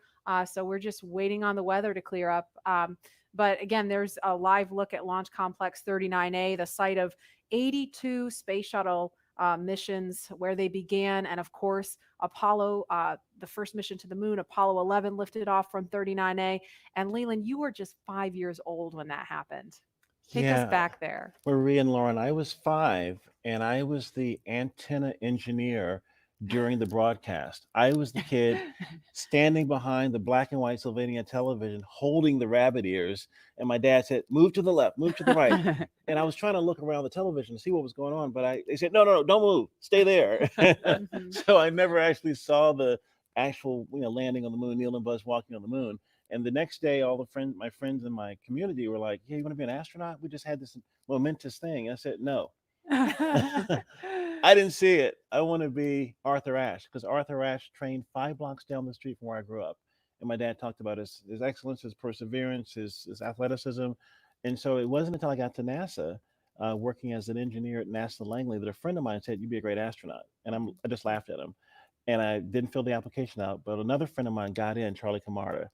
And I said, if he can become an astronaut, I can become one. So I applied the next year and I got in the 1998 class. And I think about this again, storied legacy, Pad 39A. I was there in 2008 and 2009, Space Shuttle Atlantis, the last one that came in with Doug and the rest of the crew. And it's just an amazing time to see this new era with Lauren, with your SpaceX Crew Dragon about to take off. I never heard that story. That's I've got a what? million stories. A She loves million full of stories. stories. Wow. It's so cool that you do have a lot of these kids that are watching today who have never seen a Mhm. flight, a human space flight from KSC before, and this is their first time. And I'm trying to remember back.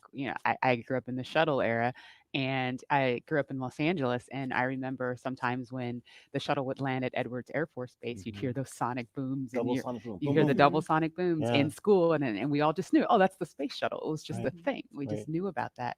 And it did make me sad that there's like an entire generation of kids who didn't grow up with that experience. And I'm Mhm. just so proud that, today, hopefully we get to provide that for kids and hopefully have more and more of these launches to the point where it becomes routine, hopefully never Right. boring, but routine. And Yeah. there's talent in every zip code. So you have to make sure that every kid has the opportunity to do these types of things. If they believe in themselves, and we give them the right tools that they can use to be in STEM fields. And we have a very diverse group of people up Mhm. here working together to get Bob and Doug off safely. And I think more people that see this type of diversity will have a chance to say, I can do that too. Yes. Absolutely. And we have a lot of kids watching today, and we have an opportunity to hear from another really awesome role model, especially for the little girls in the audience. So we want to throw it over to Gary in Houston to talk to a very special astronaut standing by there. Hi, Gary. Hi, Marie. I have the distinct pleasure of being joined by one of NASA's record setting astronauts and a recent resident aboard the space station, Christina Cook. Christina, thank you for joining us. It's great to be with you today. Christina, we're coming up on 20 years of continuous human presence on the International Space Station, and you were one of those humans. What's it like to see a new milestone like this launch unfold after so much history already? You're right. So much history indeed. And it's just been great to watch it all unfold. I think for me, the most exciting thing is how NASA is not only innovating in what we do, exploring the universe, pushing the boundaries, getting knowledge on the space station, bringing it back to Earth for benefits here, but in how we do it. We're innovating in the implementation of those goals and of our mission. And what that means is that bringing in the private sector, bringing in a commercial space economy for low Earth orbit means space is going to be more accessible and more innovative. And it's just an awesome new era of history to be able to witness. You hold the record for the longest single stay by a female astronaut in space. What's it like living aboard for so long? Well, it is truly a privilege every single day. I have to say it's a beautiful thing to look down on the Earth and to be able to kind of contribute to a space program that you yourself have held in such high regard your entire life. I would say that the biggest challenge going into sort of those longer times is remaining vigilant. The engineers make it so easy to live on board the space station. Sometimes you forget you're actually surrounded by such a hostile environment. So remaining vigilant both day to day to have that appreciation and that you wake up with every day, and then also being vigilant, knowing that things could take a turn for the worse at any time, and you have to be ready to react to that. So it's a great privilege, but it also comes with great responsibility. You came to NASA after the days of the shuttle program and you flew on the Russian Soyuz. What does it mean to have this private capability to fly astronauts to the station? Well, I think it's just a great innovation in terms of our partnerships. When we started out, it was individual countries pursuing space exploration. We brought in the international aspect of it, and now we're really folding in that commercial aspect, bringing the innovation of all of our American industrial power and recognizing that the more partnerships we have, the more accessible, the more innovative space exploration can be. So it's an awesome time, and it brings with it so much more capability into the program as well. So it's not only how we're doing it, but it's what it brings. We're looking forward to having this transportation from private companies. How does it help you do your job in space? I think one concept that we have in NASA for safety and to mitigate risk is called dissimilar redundancy. And here now we're bringing up a whole second way of getting crew to the International Space Station and getting cargo, last minute cargo. So we're increasing how much science we can do on board the space station by twofold. We're increasing how we can, our options for getting items up, stowage items, supplies, provisions, science experiments. So we're really just banking on the extra redundancy to make the program that much more robust. We're watching Bob and Doug go through the final phases of preparing for this launch. What's going through your mind so close to liftoff? Oh, it is such a great day indeed. You know, it's interesting because I think it's not so much what is going through your mind, but what's not going through your mind. You know, you're not thinking about all the things could go wrong. You're thinking about enabling success by doing what you've been trained to do. One of the sayings we have is that on launch day, astronauts are sometimes the most calm people in the room. And I found that to be true on my launch day too. I think it's kind of this career culmination of everything you've learned, everything you've dreamed of, and you know that it's coming together in that day and that you're going to finally do what you're prepared to do, execute the mission, and it just really brings a sense of calm and readiness. NASA astronaut Christina Cook, always an honor to hear from you. Thank you. Great to be with you. Well, once Bob and Doug arrive at the station, NASA astronaut Chris Cassidy will be ready to welcome them on board. So in anticipation of their launch, he had this message for them.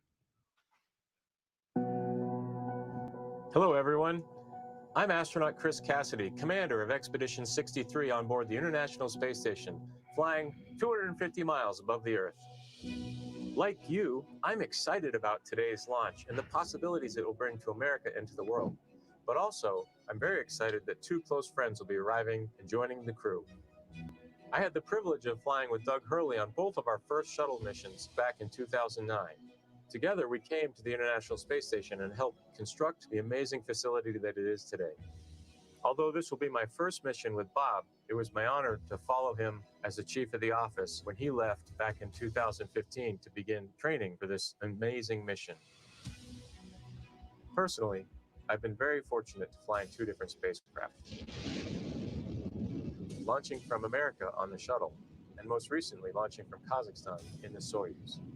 But I can't tell you how exciting it is to know that we're once again launching Americans from the coast of Florida. And finally, here's a story I'd like to share with you. Back in 1981, John Young and Bob Crippen launched on Space Shuttle Columbia, the very first space shuttle flight, marking the last time we flew Americans on a brand new vehicle.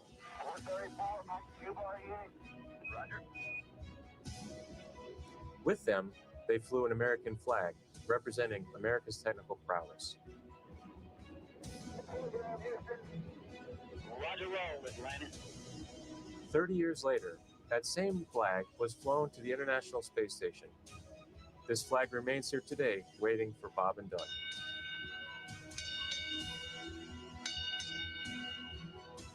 Our flag means so many things to our country, and this small piece of America represents what we'll be able to achieve together. We'll never stop exploring. And so Bob and Doug can take this very special flag home to Earth, where it awaits its next journey to the cosmos. In a few years, the first Orion crew will take this flag with it around the moon. All of this starts today. I'll be watching outside the window along with everyone else in America and around the world. I can't wait to look out the window and see my friends on close approach. Go Falcon 9, go Dragon, and go Bob and Doug. I'll see you soon. And there again is a live look at Launch Complex 39A at Kennedy Space Center in Florida, where we are T-minus 1 hour, 41 minutes, 58 seconds and counting from liftoff of the Falcon 9 rocket carrying Crew Dragon with astronauts Bob Behnken and Doug Hurley strapped inside. We can see some raindrops on the screen there. It looks like rain coming down at the pad, but we're still monitoring weather, and it sounds like there's going to be another decision point before they start fueling the Falcon 9 rocket, which is scheduled to happen at about T-minus 35 minutes. So we just heard a little bit about where they're headed. If the weather cooperates today, to the International Space Station. Leland, you've been there twice, and I know just from what you've told us, it's this Leviathan in space and the site of so much important work and partnerships happening. Right. Chris Cassidy is up there floating in the Columbus laboratory that I installed, or our team of us installed on STS-122. And I think about, using this robotic arm that was made in Canada. The European Space Agency built the Columbus laboratory, and my job was to use that arm and attach it to the International Space Station. And as it was getting closer and closer, the motion just stopped. And I'm like, what is going on? And there are 4 ready-to-latch indicators that have a very slight spring force that I was moving so slowly with the hand controller, the translational hand controller, that spring force stalled out the motion. And Peggy Whitton was behind me, and she said, SpaceX Leland, weather there's update. some commentary. weather update, I think. Go ahead, Jay. Hey, Doug, we're still waiting for a weather update expected at 18 Zulu. Therefore, the next assessment will be closer to the propellant load time. We are currently no-go on launch weather, but we are showing an expected clear of 1830 Zulu. Okay, copy all. Thanks for the update.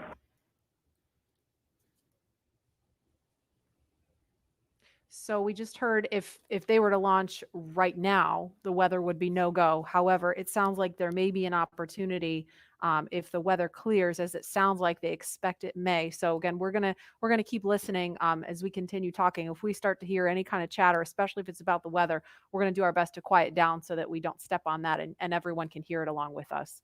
But Leland, you were just talking about the work on station and Peggy Whitson was getting ready to tell you something. Well, so the Columbus laboratory is stalled out, is about to be attached, and there are 10,000 people waiting. Their job security depended on me installing this thing properly. Right. And Peggy said, Leland, push just a little bit harder on the hand controller. And all 4 ready to latch indicators went green. And I was like, yes. And that was our primary mission objective. But that paled in comparison to what happened next. Peggy invited us over to dinner in the Russian segment, and we had this meal with people from all over the world, Russian, German, French, African American, Asian American, this diversity that we talked about earlier. We're up there breaking bread at 17,500 miles per hour while listening to Sade's Smooth Operator. It blew my mind. It was Smooth Operator, right? What an appropriate song for this I know. job too, right? Wow, does she know? She knows Oh, now. yeah. And Dan Tunney actually changed the song from Smooth Operator to Arm Operator. So you see Arm Operator. I love it. Love it. And Leland, you actually, we were in another taped segment when you got a text from Drew Foystel. Can you share that with us? Yeah, Drew Foystel, his good friend, just sent me a text saying that the families say hello to all who are watching and thank the nation and the world for their support and interest. And Chris Ferguson just actually sent me a text. He was the commander on STS-135 and one of my classmates from the 1998 class. And he says, way to go, Godspeed on Crew Dragon. That's awesome. It's great to hear those words of support. Thank you guys for watching and everybody following along at home. I mean, the COVID-19 situation has been just a tough time for people stuck inside, homeschooling their kids, still trying to do their jobs. And so it's really cool to be able to watch this happening. And we see the pad closeout team. Looks like they are getting ready, or they've left the white room and they've already come down the crew access arm. So they are getting ready to leave the pad now. And we are going to go now to the Operations and Support Building 2, where Daryl Nail is standing by with NASA's Chief of Staff to talk to us a little bit about some of NASA's ambitions beyond the International Space Station and its work with the Commercial Crew Program. Daryl? Yeah, that's right. We're here in the mission briefing room at the top of Operations and Support Building here, where there's a lot of important people that are gathering to watch the launch here. And one of those people is not me, by the way. One of those people that is important is Gabe Sherman, NASA's Chief of Staff. We appreciate you being here. Hey, thanks for having me, Daryl. You got kind of the insight of what's coming down the pike here at NASA. So of course, today is Commercial Crew. We're focused on that, seeding the commercial market. But what's off in the horizon for NASA? Well, I'll just tell you, it's an incredibly exciting time to be at NASA, and you know this. I mean, you're here every day. But whenever you think about what we're doing with Commercial Crew, in the horizon in July, we're launching Mars Perseverance, which is just going to be an incredible thing for us. You look at the end of this year, SLS, the largest rocket in the world, is going through testing right now, going through green run testing, and we're hoping maybe by the end of the year we could even get it right out here to the Cape, which would be just an incredible achievement for our team. So there is no shortage of things to be excited about at NASA right now. And it feels like everything is really starting to happen here recently with everything that you just mentioned. And if we get that first Artemis launch, that could be right around the corner as well. Oh man, we're looking at I think late 2021 is what we're looking for. And so you think about SLS potentially moving from the green run to the Cape. You've got Orion finishing up its last little bit of testing. It moved from Plumbrook earlier this year, our station up there in Ohio, down to KSC. So we're looking at checking it out throughout next year. And hopefully we'll have the first integrated flight of SLS and Orion at the end of 2021. And I'm telling you that is going to be a moment. That will be exciting. Yeah. And there will be a thunderous boom right here at the Yes. Kennedy Space Center. So with Mars as the end goal, Mhm. how does all of this get to that end point? You bet. No, and I think that's what's so important about the Artemis program, right? Our long-term vision is to get to Mars. But, when you think about Artemis, everything that we're doing at the moon is helping us learn, prove out capabilities and technologies, work through the right mission durations, understand how we utilize the resources of the moon potentially to go further onto Mars, so the technology, the science, the exploration, architecture that we're putting together, each and every piece of it is helping us learn a little bit more, prove out a little bit more so we can take that next giant leap to Mars. And so everything that we're doing at the moon helps prepare us to move on to Mars. How about the activity in low Earth orbit, like Commercial Crew, which is happening today? Yeah. How does that help us for missions to the moon? Yeah, I think anytime you're launching humans, you're learning, right? And you're taking what you've learned and you're moving it forward to the next mission. But I think it's really about the business case. If you think about what Commercial Crew is, it's NASA moving from owning and operating hardware to buying a service, right? And if you remember, just a few weeks ago, we awarded 3 contracts on the human landing system to commercial companies. And so we're hoping that we move to a day where we're actually buying a service to get our astronauts back and forth to the moon. So actually enabling the commercial market to go from low Earth orbit all the way out to lunar orbit. And so Commercial Crew is a great proving ground for that, helps us prove out that business case, build those partnerships, and then we get a feed forward to the moon. So it means a lot. This means a lot as we move out. And it's really exciting when you talk about the Commercial Crew, the commercial aspect going to the moon, and those partners. They're going to be studying those landers to see if they are viable for NASA. Yeah, working through a tremendous process with the commercial providers and NASA engineers, going through initial designs right now, looking at the capabilities that they've proposed, and then trying to make decisions on which landing system goes early in 2024, which landing systems are better prepared for sustainability out in the later 20s.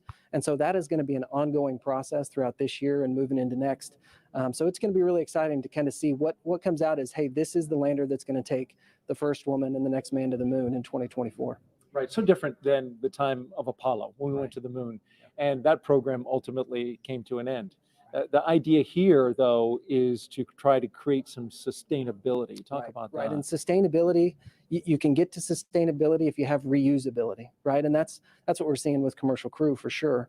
But whenever you think about our human landing system, you're looking at a system that we put out there at the moon once we get to sustainability, and it's going back and forth, taking multiple trips to the lunar surface, back up to Gateway, which you're familiar with, is kind of our smaller space station we're going to put in orbit around the moon. So we are building an architecture that is going to enable reusability at the moon. Apollo never had that. And so whenever you think about driving down cost and increasing access, reusability, sustainability are critical. So you get to see everything from a very high level at NASA. What's it like for you personally, I'm curious, to be here at the Kennedy Space Center to watch a launch and to just see this amazing facility where all of this activity happens? Yeah, I think sometimes people think since I work at NASA, I'm around this stuff all the time. I'm not, right? I don't get to come down here nearly as often as I'd like. So it's just as exciting for me as it is for anybody else in this room. When you think about all the hard work that our team has put in to get us to this day, to actually come down and be a part of it with them is it's just overwhelming and incredible. So we're just a little bit excited. All right, Gabe Sherman, NASA's Chief of Staff. We appreciate you joining us today and enjoy the launch. I certainly know you will if we're able to get that one off. We're going to toss this back now to Hawthorne, California. Joining us now is SpaceX's Lars Blackmore to discuss SpaceX's future ambitions to visit the moon and Mars. Thanks for joining us again today for a second round. You're welcome. Could you tell us just a little bit about your background and what you do here at SpaceX? Yeah, well, I'm in charge of entry and landing for Starship, which is SpaceX's next rocket after Falcon 9. And before that, I worked for many years on the same thing for Falcon. So hopefully today you'll see another one of those landings on a drone ship. Awesome. And speaking of that, what role does reusability play in getting people to the moon and Mars in the future? Well, it's really all about making human spaceflight affordable. And what you want for that is a 100% reusable rocket. Now, Falcon is only partially reusable. But Starship is going to be 100% reusable. And we've actually already started working with NASA on using Starship to send astronauts to the surface of the moon for the first time since 1972. Not only that, Starship will be refuelable on orbit. And the combination of those two things will let us send people basically anywhere in the solar system with more payload for less money than I think people have really been contemplating. I think for the first time, we can seriously talk about things like lunar bases, or what SpaceX cares about most, a self-sustaining civilization on Mars. Right. So what you're saying is I will have an opportunity soon to get on board one of those spaceships. I very much hope so. Yeah. So speaking of reusability and landing, I know you mentioned Starship will be refuelable in orbit, but Falcon does come back and land back on Earth. What are the challenges with actually landing on the moon and landing on a planet like Mars? Yeah, well, you can't land like a plane, because the moon and the Mars either have no atmosphere or have a very thin atmosphere. And even if you could, there's no runway that someone's built for you. So that's one of the reasons that we do propulsive landing on Falcon, because we want to figure out how to do propulsive landing. That fundamental architecture works on basically any planet. If you have no atmosphere like the moon, you do a propulsive landing burn all the way. If you have a thick atmosphere like Earth, you let the atmosphere slow you down as you float down, then do a short landing burn at the end. And for Mars, which has an atmosphere but a very thin one, you do something in between the two. Wow. Yeah, that sounds really difficult. And I'm sure there's been a lot of effort put into that. Can you tell us anything about what we're working on now to get us to a point where we can do a landing like that in such a harsh environment? Yeah, so figuring out propulsive landing is really the key part of it. But what people may not realize is that every time we bring Falcon back, we do something called an entry burn. So just before we hit the atmosphere, we light the engines to slow the rocket down. That happens high up where the air is very thin. And it just so happens that the conditions there are very similar to what a Mars landing burn would look like. So even though it takes months to get to Mars, and you can only do it every 2 years when the planets line up, we effectively get to practice Mars propulsive landing every time we bring Falcon back, including hopefully today. Wow. And as you mentioned, every time we bring Falcon back, we learn something new. Can you tell us a little bit more about what we learn after the vehicle has returned and we're able to check out the vehicle? Yeah, so Jessica actually mentioned this earlier, that I talked about how cost is really one benefit of reusability, but reliability is the other benefit. I mean, imagine that you do all this planning to send a rocket up through the rigors of launch and re-entry, but you don't get to see the rocket afterwards. And what we would like to do with reusability, what we've been able to do with Falcon 9, is see the rocket, inspect it, and because of that, we've been able to correlate our models pre-flight to what actually happens when you launch, re-enter, and land a rocket. Right, instead of just guessing what happened to the vehicle after it's left. Exactly. That is amazing. Well, thank you again for joining us today for a second round. Hopefully the weather works with us today in a couple hours, actually. Let's throw it back to KSC with Marie. All right, actually, we have Lauren here. Now, today's mission opens up the door to one day, allowing the general public to be able to visit places like the moon and Mars. And as you've heard through several interviews today, reusability is a really, really important part of that. Imagine if every time you flew a plane from LA to New York, you threw it away at the end of the flight. That would mean essentially airline travel would be too expensive, costing hundreds of millions of dollars a flight, and almost no one would be able to fly. And so that's what SpaceX is trying to do here with reuse, allowing not just a handful of people to be able to go to space, but tens of thousands and hundreds of thousands of regular folks like you and me to be able to go to space. So, myself, when people like me have a chance to go, I know my dream is to land on Jupiter's moon, Europa. Scientists believe that there is a liquid water ocean underneath the ice, and that it has the potential to be habitable. And so I'm super excited to get up close and personal to maybe some space fish.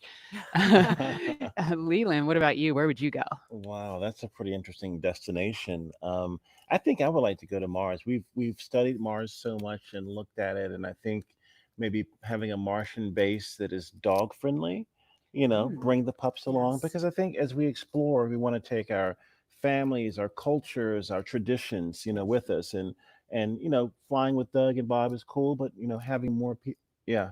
There's See, the dogs. the We puppers, love the taking the dogs. puppers to space. I mean, they're not They a, look ready to go they are too. ready to go. We just needed maybe some like SpaceX type suits for them, But it's that's what it's all about, exploration. Like the settlers going the west, they took Mhm. everything with them, and they started these new communities and these new traditions. And I think that's what we do with space travel. We start new traditions and communities and bring everyone together as one family, one civilization. Absolutely. We're here for it. And knowing that the opportunity to fly to space as a private citizen is really just right around the corner, we have a new poll question on Twitter for you. If given the opportunity to fly to the moon, now we're talking the moon, would you fly to the South Pole where no one has ever been, or would you go to the Apollo 11 landing site? So those are going to be some interesting answers. And while there is not a ton of cargo on today's mission, Dragon is carrying two very special payloads, aside from Bob and Doug, of course. The first of those payloads is a series of custom art pieces entitled Humankind by Los Angeles artist Tristan Eaton. These indestructible double-sided paintings made from gold, brass, and aluminum celebrate how far humanity has come, as well as how far we still have to go. It includes a beautiful homage to the Saturn V rocket, as well as a nod to Bob and Doug's current ride to space. And you can find more images and information about these pieces on SpaceX's social channels. Next, in the spirit of inspiring the next generation of explorers, we wanted to celebrate the class of 2020 from kindergarten all the way to graduate school. So, SpaceX and NASA invited students from around the world to submit their photo to fly on America's first human spaceflight in nearly a decade. Each graduate's photo was used to create a mosaic image of our beautiful planet Earth, which we printed, and it's now being flown aboard Bob and Doug's flight on the Crew Dragon spacecraft. We received nearly 100,000 photos. That's a ton. So thank you and congratulations, graduates. Yeah, I've got a couple of family members and friends who submitted their Oh, photos. So they're super wow. excited about seeing their faces go to space in that beautiful mosaic. That was That's really great. cool. And again, that's what it's all about, everyone coming together with their experiences and bringing them forward to space. And I think regular people flying to space. I mean, SpaceX is going to be flying, non-government people, non-military people, but people that have a desire to explore and do new things and traditions off planet, as we say sometimes. Yeah, I mean, all this time since we've had the International Space Station, it's been government astronauts performing the research because you're the only ones we've been able to send, right? But Well, I we've had mean, some tourists though. We've had people that paid their way on a Soyuz rocket sure, to sure. go, but it's really the billionaire boys club. That's what Pharrell talks about with, it costs so much money to go to Right. space, and I think that price point will come down as we make this more, more amenable for everyday people. Absolutely. And then eventually being able to fly artists and Yeah. musicians and poets, people who can tell the story of what they've seen out there in a way that really connects to the soul of people down on Earth so they feel inspired Exactly. to go. Exactly. Now, following today's mission, we will be one step closer to a future where we can all have that opportunity to gain the orbital perspective and explore new worlds. In just over an hour from now, Bob and Doug will be the first people to launch on an American vehicle in almost a decade. And for the SpaceX team, if I can try to speak for all of us, which is impossible, but I will say it has been an absolute honor to have the opportunity today to have this stage to show the world what we've poured our hearts into over the years with our partners at NASA. And it's just deeply humbling to know that the agency and that Bob and Doug have entrusted us with this critical mission. The responsibility that's on our shoulders is huge, and we're just so grateful to be here today. Absolutely, and I know that our NASA teams really share in that sentiment. We heard from just a handful of them earlier when Bob and Doug were riding out to the launch pad, but there's so many people that we're probably never going to see or hear from on the public stage, but that have poured their hearts and souls, as you said, into this mission. All the engineers up late hours, checking, checking, triple checking everything to troubleshoot and solve problems and get us to this point. So it's just really awesome that we've made it to this point. When you think about legacy, Katherine Johnson, who helped get John Glenn to space, her daughters are watching right now. And that, again, that legacy going forward to the future of space travel is powerful. Wow. And we heard from two icons of science and exploration on Wednesday, and we couldn't resist sharing these shout outs with you one more time. Wow, we're making history again. The NASA program. I am there with you guys in spirit. Bob, Doug, good luck. I know you'll be fine. I'll be watching and got everything crossed, arms, legs. I'm tied in a knot. Can't wait for you to get back safely. This is the first time a U.S.-built rocket has taken people into space in 9 years. It's quite an accomplishment. So for us at the Planetary Society, more rockets means more exploration. More people in space means more exploration. More countries involved in the endeavor of spaceflight means more exploration. This is how we know the cosmos and our place within it. So congratulations, SpaceX. Here's wishing your team, and the crew especially, a safe journey and the joy of discovery. Let's go. So great to hear from William Shatner and Bill Nye, two very recognizable faces following along on the mission. Yeah. And we want to go over to Dan and Jesse in Hawthorne, where we are now just 1 hour and 18 minutes from launch. Dan, Jesse? Hey, thanks, Marie. Yeah, 1 hour, 18 minutes. I think we're tying ourselves in knots, just like Captain Kirk. We're really hoping the weather cooperates. In about 20 minutes or so, we might clear. So we're getting hopeful. We're getting our hopes up. Yes. Very excited. Again, we're T-minus 1 hour and 18 minutes from launch, and the anticipation is real over here. Since arriving at the spacecraft, Bob and Doug were helped by our closeout engineers to get into their seats, attach their suits to special umbilicals that provide breathing air, pressurized nitrox, and a communications link to Dragon systems. They conducted leak checks, which were successful, and communications checks with the core here in Hawthorne, which is the person who will speak to them directly throughout the mission, as well as the launch director in Florida. This is where they are checking their comm path through both ground stations and the tracking and data relay satellites that we'll use to talk to the crew the entire way to the station. And after all of those suit leak checks were successful, the closeout team was able to get out of the Dragon capsule and seal up that hatch, which also got its own leak check and was confirmed successful. At this point, the closeout team is out of the pad. They're away from the BDA, the blast danger area, and weather operators are about to kick off their final checks on wind speeds at the pad, which are going to be used during the final go, no go for launch. So we're all keeping eyes on the weather right now. Before we get to that final go, no go, all the various teams, both NASA and SpaceX, are going to do internal go polls, just making sure conditions are right with Falcon 9, the Dragon, the crew, the range, and the space station before the final go is given. So let's check back in with the man over in Houston, Gary, for a status and the team supporting the space station for their readiness for launch. Thanks, Dan. The team here in Mission Control Houston remains go for launch. We're also very hopeful about that weather. All systems on board the station that are required to be healthy for this mission are continuing to look good. Chris Cassidy is wrapping up his workday and will be watching Bob and Doug launch here in just under an hour. So station power and communication systems are normal. Computers and networks used for monitoring Dragon's approach have been checked out, and the cabins and the station cabin's atmosphere and pressure are as expected and ready to welcome 2 new crew members aboard. Mission Control will be closely monitoring Bob and Doug's flight and checking off milestones for most of the flight, and this very same team will be coming back tomorrow to be ready when Dragon gets in range of the International Space Station and we begin integrated operations and prepare for Dragon's docking. So I'll send it back. International Space Station team here is ready for launch. Go Falcon 9, go Dragon, and Godspeed to Bob and Doug. All right. Thanks, Gary. If you are just now joining us, you picked a really good time. We're just a little over an hour to launch. And welcome to our coverage for the mission known as Demonstration Mission 2 or Demo 2. Liftoff time still holding for 3:22 p.m. Eastern. Tracking no issues with Falcon 9 or Dragon.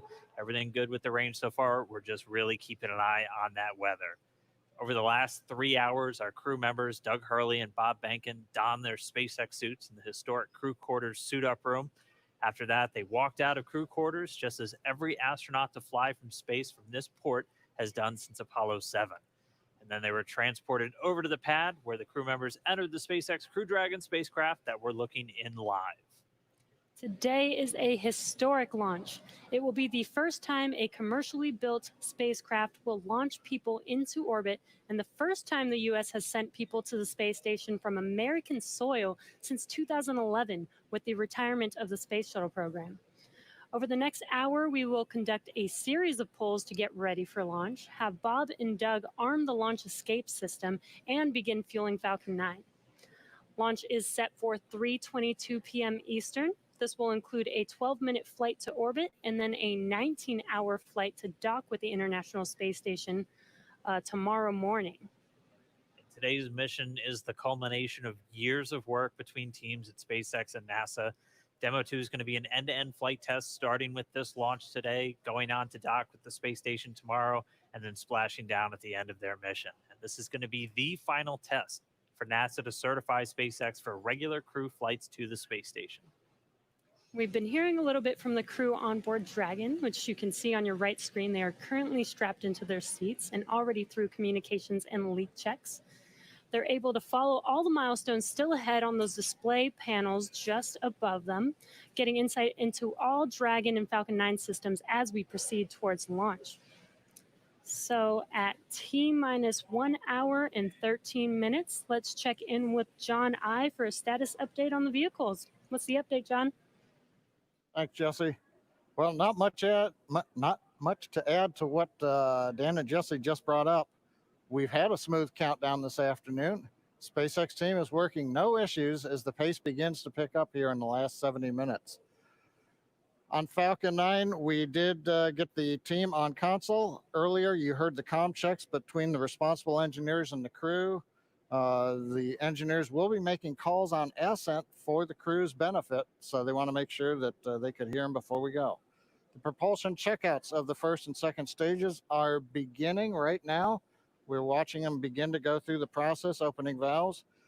That check will go for about another 10 minutes, and that'll be our last one until propellant loading. Now, the team will assess readiness for launch with a final go, no-go poll at T-minus 45 minutes, and that'll be followed by propellant loading starting at T-minus 35 minutes. Now, earlier today, Dragon operators also performed a series of checkouts of Dragon's flight systems. The spacecraft is also currently go for launch. Our NASA crew, astronauts Doug Hurley and Bob Benkin, are currently inside Dragon. The hatch is closed. The SpaceX ground crew has left the tower. The next major event for Dragon is retract to the crew access arm that you can see currently alongside the capsule. That'll happen somewhere between T-minus 45 and T-minus 42 minutes. Now, the range is currently clear for launch from historic Pad 39A. The worldwide network of ground stations and the tracking and data relay satellites are ready to support Dragon as it heads into orbit. The weather, that's the one concern. We will get a weather brief at T-minus 1 hour, so just under 12 minutes from now. Currently, the ground and upper altitude winds are go, so that's one thing that we can check as green.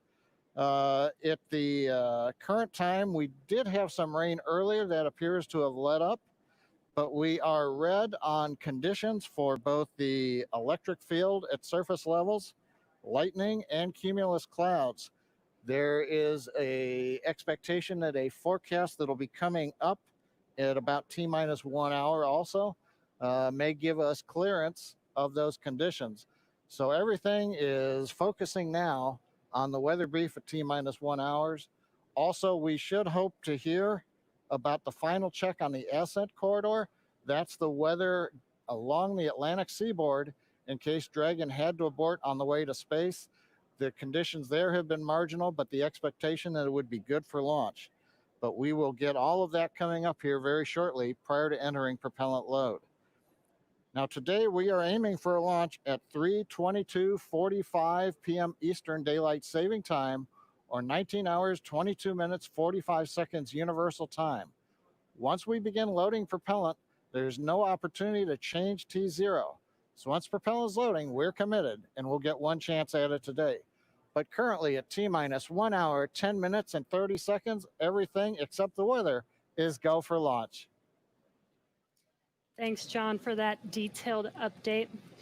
We've got an extensive history now of flying Falcon 9 from the Florida coast, and just last year completed a test run of the mission. We're less than an hour from beginning here today. The purpose of that mission was to demonstrate Dragon's capability to safely and reliably fly to and from the International Space Station.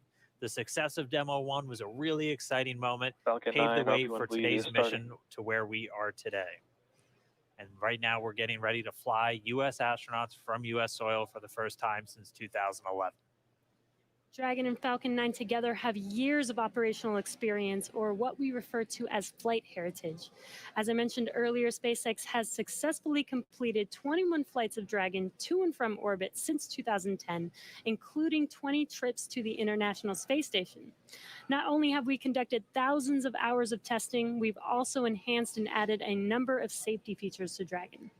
Much of what was learned with the Cargo Dragon was leveraged in the design of this new vehicle. It's fully autonomous, which means it can basically fly itself, but also features that full manual override capability just in case of emergency. Many of the other enhancements help towards SpaceX's goal of reusability and less refurbishment time between missions. So let's take a closer look at these advancements.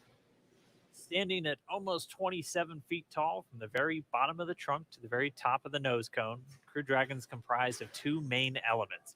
You have the capsule, which is designed to hold crew and pressurized cargo, and then you have the trunk, which holds unpressurized cargo as well as having a solar array and radiator.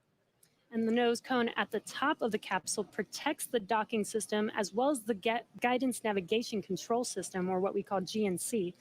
The nose cone opens for docking and remains attached to the Crew Dragon spacecraft, and that's unlike the previous version of Dragon, and that helps towards our reusability efforts. Completely opposite the nose cone is that trunk. It has attachment points for Falcon 9, the Dragon capsule, and it can hold cargo. On the very outside of the trunk, one half of it contains a radiator that rejects heat from the active thermal control system into space. That's the white part, and that uses SpaceX's new picotiling technology. The other half contains the solar cells used to charge the spacecraft's batteries. And though we only have 2 astronauts on board today, the spacecraft is actually designed to accommodate up to 7 crew members with modular seats that can be removed and replaced by additional cargo. The seats are made of carbon fiber and are custom sized for any crew member flying on board. The control panel centered right between the pilot and the commander's seats and has those 3 touchscreen displays that gives the crew insight into Dragon and even the ability to operate the vehicle and fly it manually. And finally, our Super Draco launch escape system is a key safety feature of Crew Dragon, giving the crew the ability to safely escape from the time of launch all the way to orbit. And as we look to the future beyond this test flight later this year, the first operational crewed mission for NASA will take place. NASA astronauts Mike Hopkins. Try to review your launch commit criteria and indicate readiness at the appropriate time. Step 5469 for propellant load and launch. That's a good sign. That was the launch director. We're getting ready to pull the teams as we move towards that go, no go for propellant loading, which happens at about 45 minutes before launch. But back to our Crew 1 mission, NASA astronauts Mike Hopkins, Victor Glover, and Shanna Walker, and Suichi Noguchi of the Japan Aerospace Exploration Agency, or JAXA, were chosen to support this mission. I'm bleeding Again, it's M1Ds called and Crew I'm back 1. now. But today, Doug Hurley is the spacecraft commander for this mission. He previously flew on 2 space shuttle missions as the pilot on STS-127 and STS-135, which was the final space shuttle flight. Here's a closer look at Doug Hurley. Excited? Very excited. Yeah, very excited. Still ready? Still pumped? Oh, yeah, I think we're ready. I think we're certainly ready. Joining the SpaceX Demo 2 test He is a Marine Corps colonel and test pilot. He was selected as an astronaut in 2000. He piloted Space Shuttle Endeavour and Atlantis for STS-135, the final space shuttle mission. Introducing NASA astronaut Doug Hurley.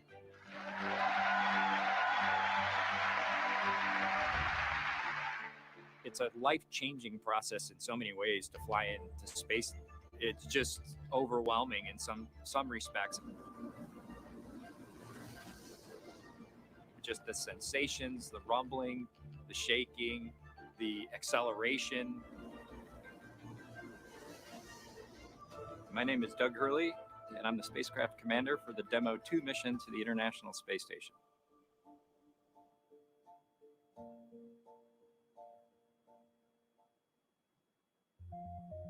This will be the first time the Dragon had a crew on board, and so there's a myriad of objectives we want to achieve for this mission. What would work on orbit, what might not work on orbit, what would definitely work. To be able to just have the entire integrated team that's going to support us getting to and from space station, it was really neat being part of it. You know, we are the lucky ones that get to fly it, but we certainly not for 1 second take for granted the amount of effort that so many other people had to put into this to make it successful. For Doug personally, he's worked so hard, I mean, through his entire life, to get to where we are right now. As a test pilot, this would be the dream to fly a new vehicle. So it makes me so happy to see that he gets to be part of this mission, the spacecraft commander. I'm just glad to see his hard work and his dreams come true for that. It's been a long road in a lot of ways for not only us, but certainly for all the folks that work in the commercial crew program, as well as SpaceX in our case, just working to get to this point.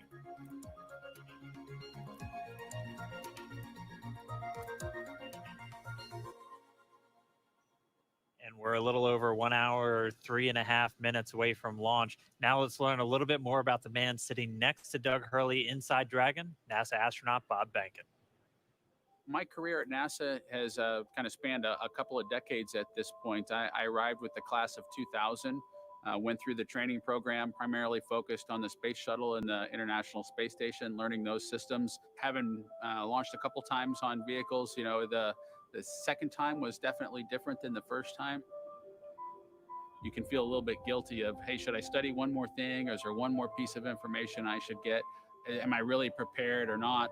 So that's definitely different between where I was on my first flight and where I'm at right now. For me personally, as a spouse, watching everything that Bob has put into this over the last 5 years, the dedication that he's shown, the perseverance is pretty special. For both of us, though, the way our minds work, it won't be until sort of the mission is complete that you have really a chance to savor it and celebrate it. This is a huge accomplishment for an Air Force flight test engineer to be part of the demonstration mission of a brand new vehicle. It's going to be amazing. Without a partner that has that same appreciation, I think it can be challenging for some folks. There's a lot of work and a lot of time that takes away from family that that my spouse appreciates, and I love her for that. On a deeply personal level, I'm really excited that my son is get a chance to see me launch into space. Being an astronaut has been a little bit of an abstraction thing for him because he's seen me do it in old videos, but he hasn't seen me do it for real. And so I'm excited for him to see this launch. Really, my role on the Demo 2 mission is to make sure that we get this vehicle tested and evaluated so that we can move on to more operational missions at the International Space Station. We've got a lot of objectives on board the vehicle that we need to accomplish to really make sure that it's good to go. We'll make sure all those systems are working during the test flight so that the future missions will have them available even if they don't plan to utilize them. Through years of the NASA team helping to share that experience and teaching them the lessons that we've learned by going through this, now there's another capability in the US besides NASA to operate something of this magnitude. I want to thank the entire Commercial Crew Program team that's worked together to get to this point where we've got vehicles and a launch pad ready to head to the International Space Station.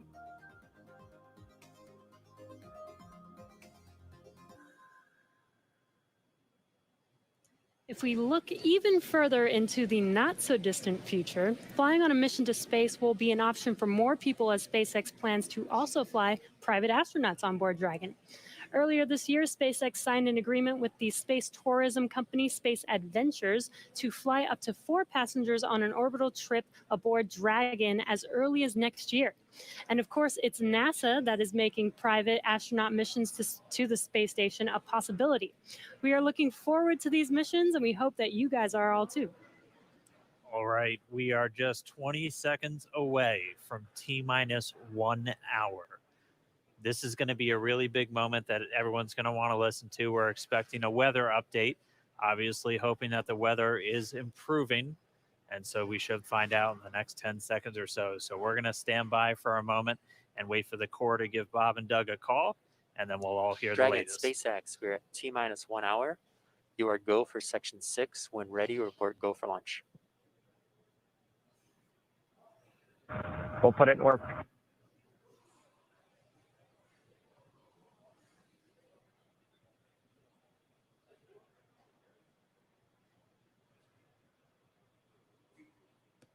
And that right there was a call for the crew to refer to some of their procedures. They do some final checks. You can see them checking harnesses, checking helmets, just making sure that they're strapped in and ready to go. And once they're done with that, the crew will report their readiness for launch.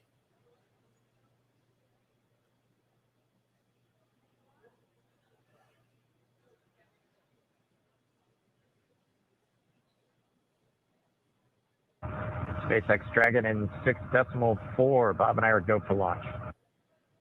Copy, go for launch. And next up will be go to GoPro at T-minus 45.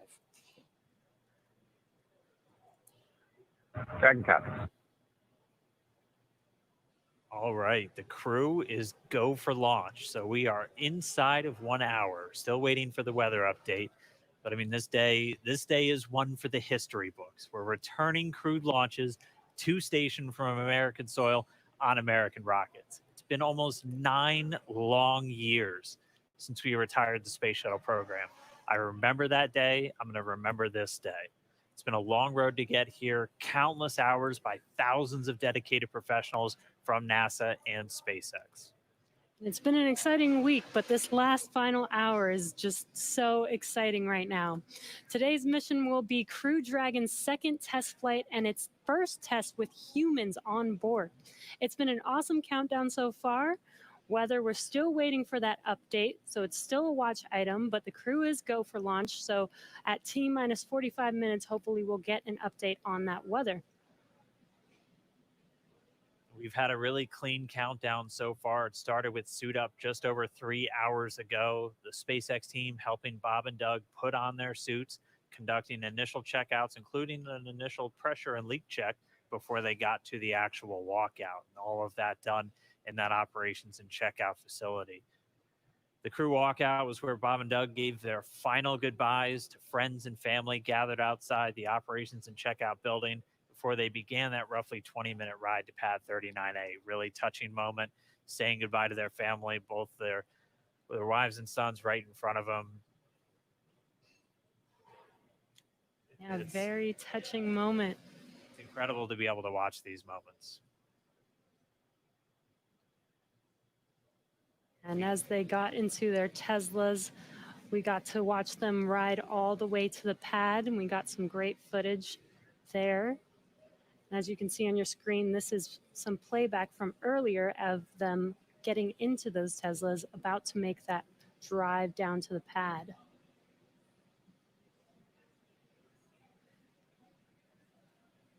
And once they got to the pad, they did take a minute to take in the sights, and they headed up the fixed service structure to begin the process called crew ingress, where Bob and Doug entered. And there you can see on your screen as they're coming through the crew access arm, entering the white room right before they are able to ingress into the vehicle there. Again, this was from earlier. Yeah, this all from earlier. And as we said, that white room, the last place on planet Earth they're standing before they climb into Dragon for the ride uphill. SpaceX carrying over a tradition that NASA had where that was traditionally the room from Gemini, Apollo, and the space shuttle, that last place.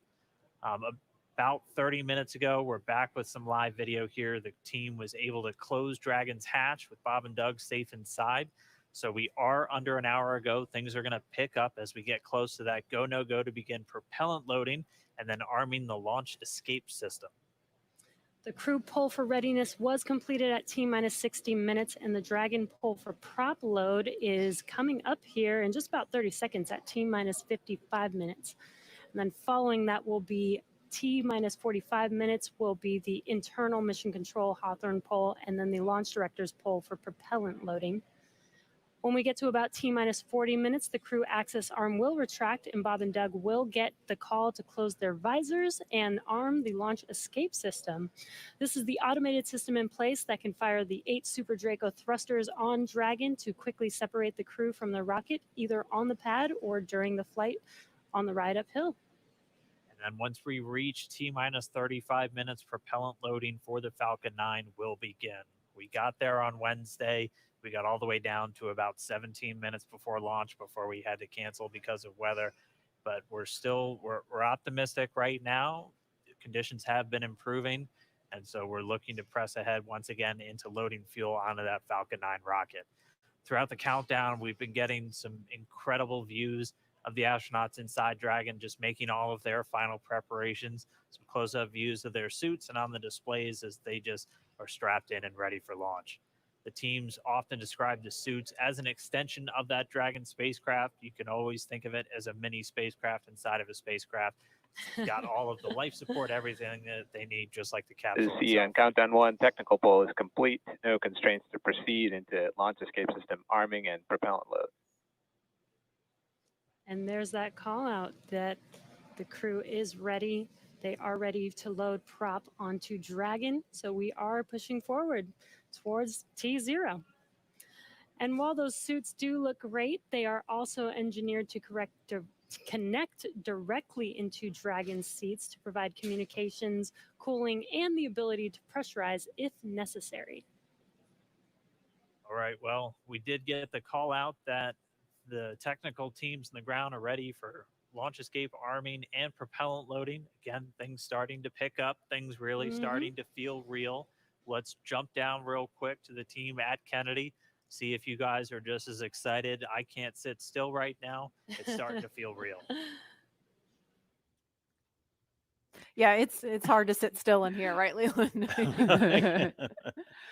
Rocket fuel going through my veins still. I know. It's so awesome when we see them sitting there in their suits. We're less than an hour away now. So far, things look like we might make it. We might make it. So I want to ask you what it was like the first time you put on a spacesuit when you knew you were going to space. Oh, that was February of 2008. We were in the ONC building getting the pumpkin suits on. A little bit different than the SpaceX fly SpaceX suits, but it was kind of surreal, and to think that all of these. I took 10 years of training to fly in space. It took me 10 years from when I got in the Corps in 1998 to flying in February of 2008. So it was a long road to get there, but it was so worth it and so sweet. And learning how to use the green apple, the connections for oxygen, for cooling, much different than these suits that we have here with SpaceX. And so it's a lot more complicated to go through that whole series of things that you have to do to make sure you're safe in the suit. But we've evolved, we're ready, and they look so cool and calm and collected in their suits and in the vehicle. They're focusing and getting ready to fly in space. And there's so much excitement around the center. I know, Leland, you've been getting some messages. You got another message from another astronaut. Yeah, Sunny Williams. Okay, so Sunny, She's kind of the best. She's Sunny is she's awesome. commercial crew also. She was one of the original cadre. She was one of the original 4 who trained with Bob and Doug from the beginning of the commercial crew program. And she's one of my classmates. Look at her there. What is she wearing? There she is. Hey, the Sunny. meatball. I forgive you, Sunny. No, she had the worm on Wednesday, so she wore the meatball today. So She's the best. But now she can wear the worm ball. I guess. Yes. The worm ball. Yeah, she can mix it up. But yeah, Sunny's awesome. She's training to fly on the Boeing Starliner in the not too distant future. So really glad she's watching and showing some love. So thanks a lot, Sunny, for sending that note. And again, we're looking at a live view of the Crew Dragon on top of a Falcon 9 rocket. You can see the crew access arm to the right of your screen. That's the hallway that Bob and Doug walked down to get into the White Room, which was the last place we saw them standing up before they climbed inside Dragon. And again, a wider shot there of Launch Complex 39A, where we are inside of an hour from liftoff. And I think we're just a couple minutes away from the poll we're going to hear before they start propellant load. Again, a 2-stage rocket there. And gosh, you guys, the weather looks not that bad. I mean, obviously that is not an official forecast, but it doesn't look quite as bad as it did Wednesday. We've got a little bit better odds. So there's the countdown clock. We're To helium.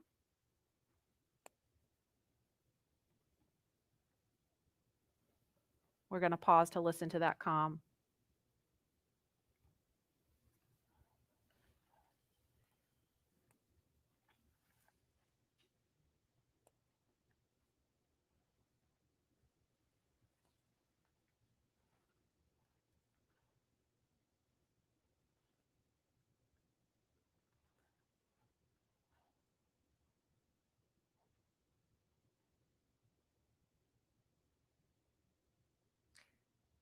If you're just joining us, we're less than 50 minutes from the scheduled liftoff of the Falcon 9 rocket carrying Crew Dragon.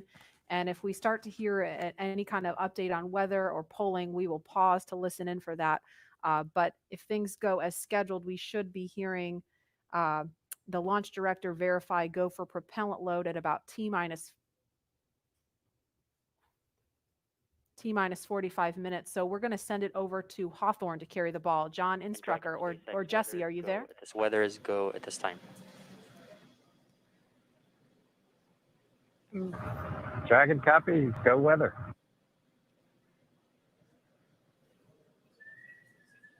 And there you heard that call out. So far, we have good weather. We are go for launch today. This is getting really exciting. I don't know about you, Dan, but my heart is beating pretty fast right now. Yeah, we've been waiting for those words since Wednesday. Oh, and yeah. we did hear a call to the crew, just in case you missed it, that they were only tracking one final weather constraint. It was the cumulus cloud rule. They were expecting it to clear up within 10 minutes, and it's cleared up now. So we are currently go on weather.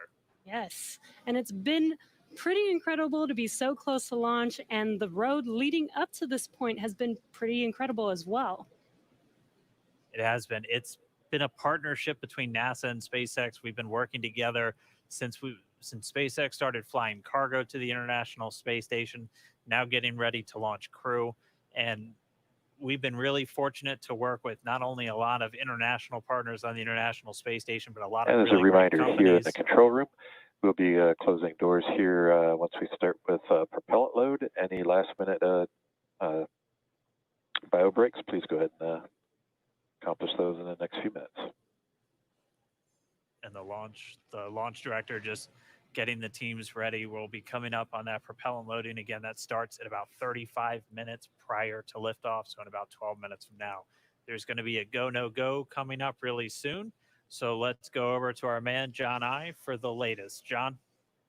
It's T-minus 47 minutes, 24 seconds. We're continuing to count down. As you just heard, the launch director and launch team are preparing for the readiness for launch poll.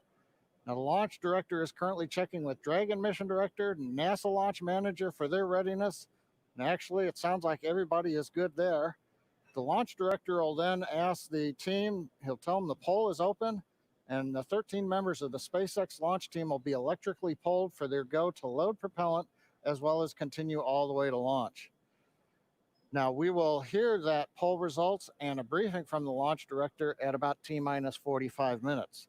The good news right now is that the weather is go.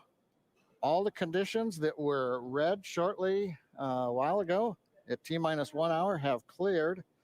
We're, as the weather forecaster said, cautiously optimistic. Currently, Countdown. the probability... Poll is complete. We're go for propellant load. Well, we got an early call out there. And launch from... control clear to retract the access arm on time. After that, arming access arm retract at T-minus 45 minutes.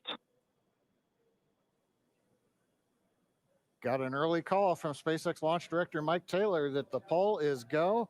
You also heard the direction T-minus 45 minutes to prepare for retract of the crew arm.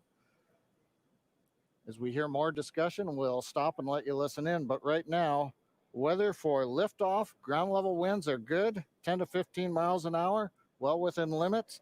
Upper altitude balloons show that conditions are acceptable. The red weather conditions have cleared up, the last one being cumulus clouds. And the probability of violation is set at 30% right now. So that's 70% chance of good weather. We're continuing to watch. There is about a less than 10% chance of lightning. We're also watching the abort corridor off of the Atlantic coast. In case, for example, at stage separation, Dragon had to abort into the ocean. The conditions there are acceptable. There has not been lightning lately. The weather, winds are good, light rain. It is go, but NASA is going to continue to watch those conditions.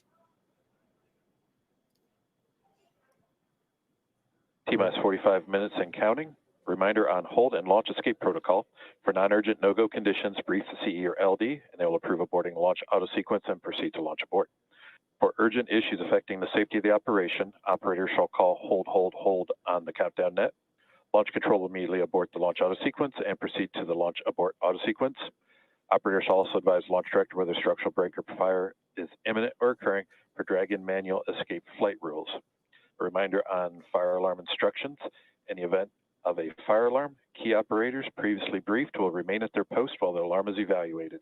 In the event that personal safety is threatened, evacuate to the south-facing emergency exit, which leads directly outside. At this time, weather is go for launch. You can see on the screen, we're inside T-minus 40, we're T-minus 44 minutes, 5 seconds. Crew axis arm retracting away. SpaceX launch director is given the final brief to the crew. And we will be beginning propellant loading at T-minus 35 minutes. So right now on Falcon 9, we're ready to get into propellant loading. Dragon, crew, getting configured, set up. The arm is pulling away. The range is go for launch. They continue to monitor the air and the sea space. Everything looks good. And we finally have gotten green across the board on the weather conditions, but we can't take a deep breath quite yet. We're going to have to watch the weather all the way down to T0, both here at Kennedy Space Center and out in the Atlantic in the abort zones. Now, earlier we saw many of you following the launch from the United States on our hotspot map. Now that we're inside an hour, we're seeing large numbers of folks logging on, tuning in from coast to coast and around the world. So we'd like to know, is this your first time watching a launch live, not counting Wednesday? And if not, how many have you seen before? Tell us using the hashtag LaunchAmerica from your favorite social media platform. And with that, at T-minus 42 minutes, 50 seconds, conditions are go, and we are counting down for an on-time launch. Let's send it back over to Kennedy Space Center as the action begins to pick up on the pad. Dragon, SpaceX, you are go for Section 7, close visors and arm launch escape system. We will put Section 7 in work, visors come and close.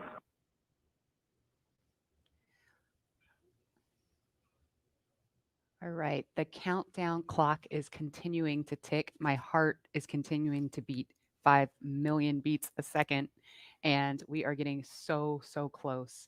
SpaceX Dragon in 7.2, visors are closed. We're arming launch escape system. Copy.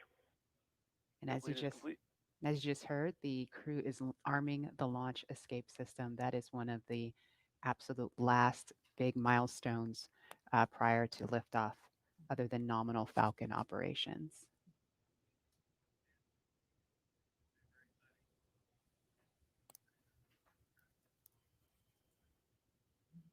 So just a minute ago, we saw the crew access arm retract, and obviously we just heard on the comms, Bob and Doug getting ready to arm the launch escape system. And so that is something that protects them all the way to orbit. So when fueling starts at about T-minus 35 minutes, so just over 6 minutes from now, they will have the capability to abort, to separate from Falcon 9 either on the pad or even after liftoff.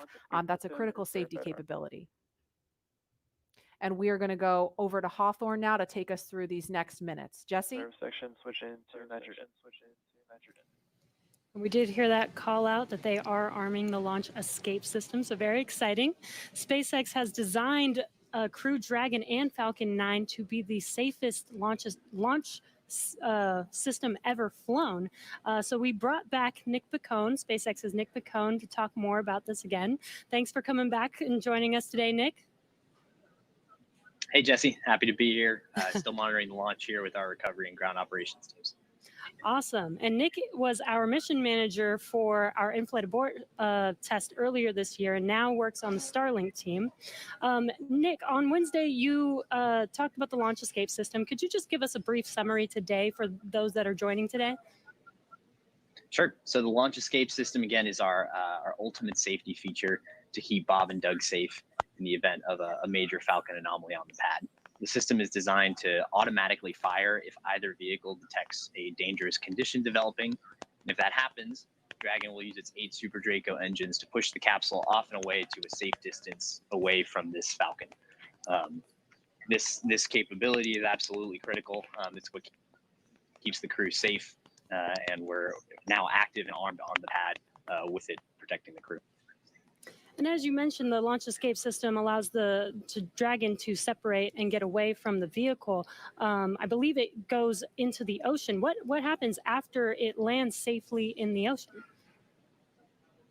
Correct. So for most of our failure modes, the successful end state is Dragon deploying parachutes, splashing down safely in the ocean.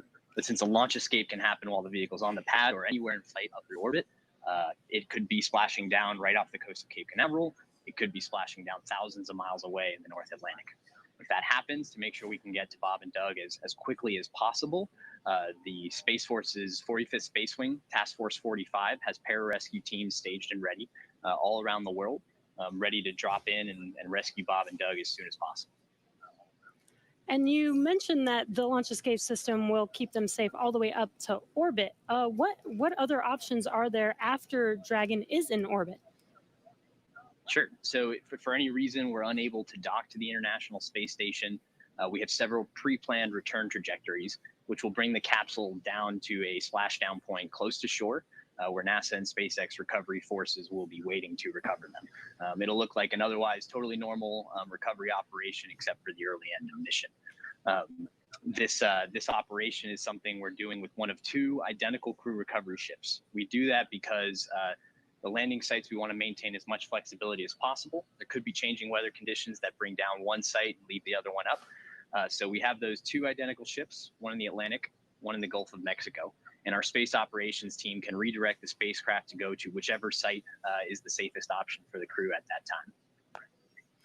And with the vehicle, in almost any scenario, it sounds like the vehicle will land into the ocean. And it may look like a gentle landing into the ocean, but it's a pretty dynamic event happening. And you mentioned there are teams that are ready to go and rescue the vehicle and the astronauts on board. How do you prepare for something like that, especially with so many different scenarios that could happen?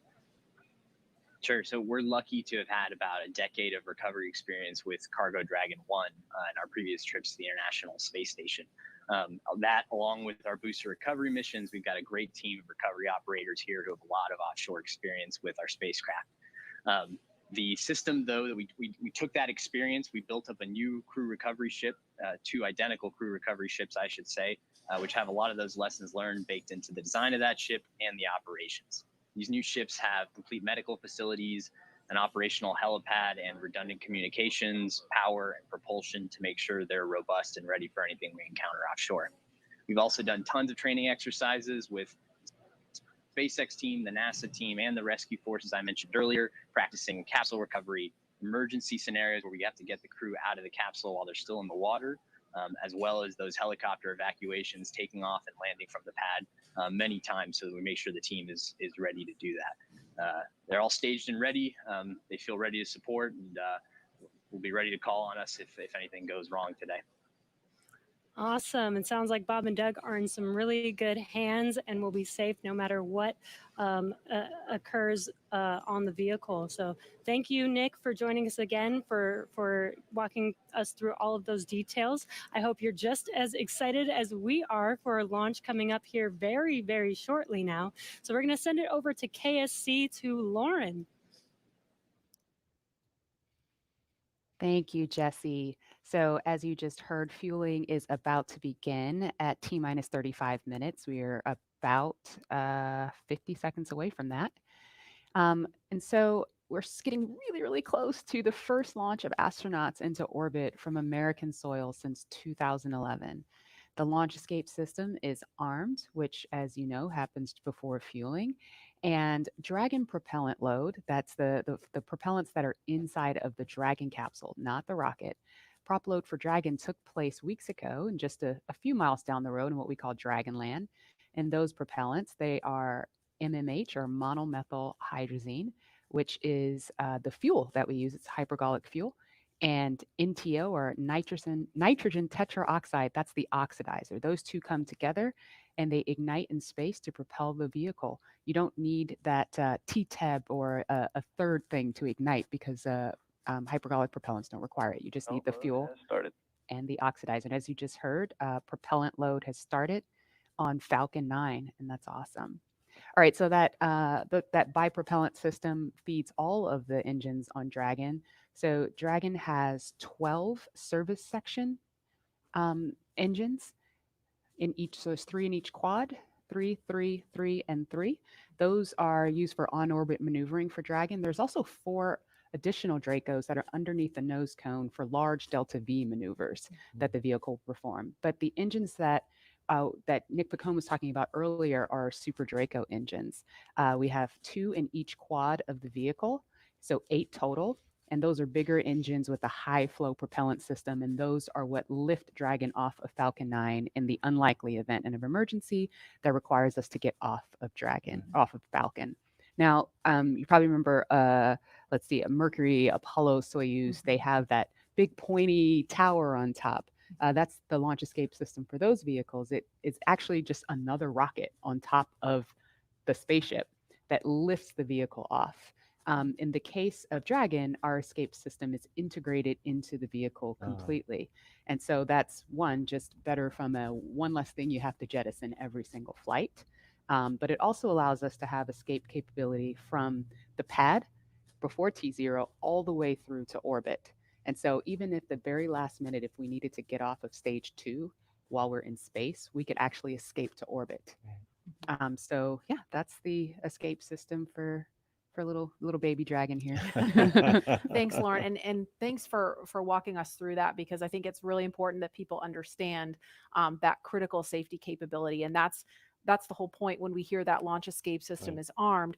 What that means is that in an instant they can separate from Falcon 9, shoot up into the air, and they can splash down safely in the Atlantic Ocean under Dragon's parachutes. And it was designed to do that. So now that fueling is underway, it's been going on for about 2 minutes now. So they have that safety capability ready to go on standby in an instant if they need it.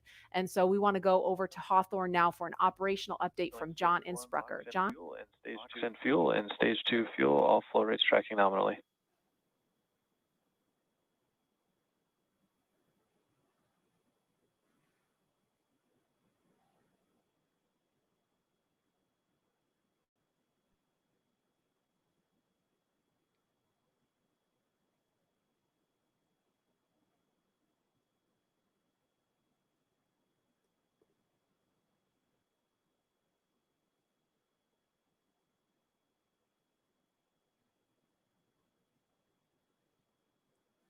We're at T minus 32 minutes, counting down these final minutes. Everything's still looking good for Falcon 9 and Dragon for an on-time launch. Falcon 9 did begin propellant load at T minus 35 minutes at planned. Now on the Falcon 9, we use a fuel and oxidizer as the propellants that power it.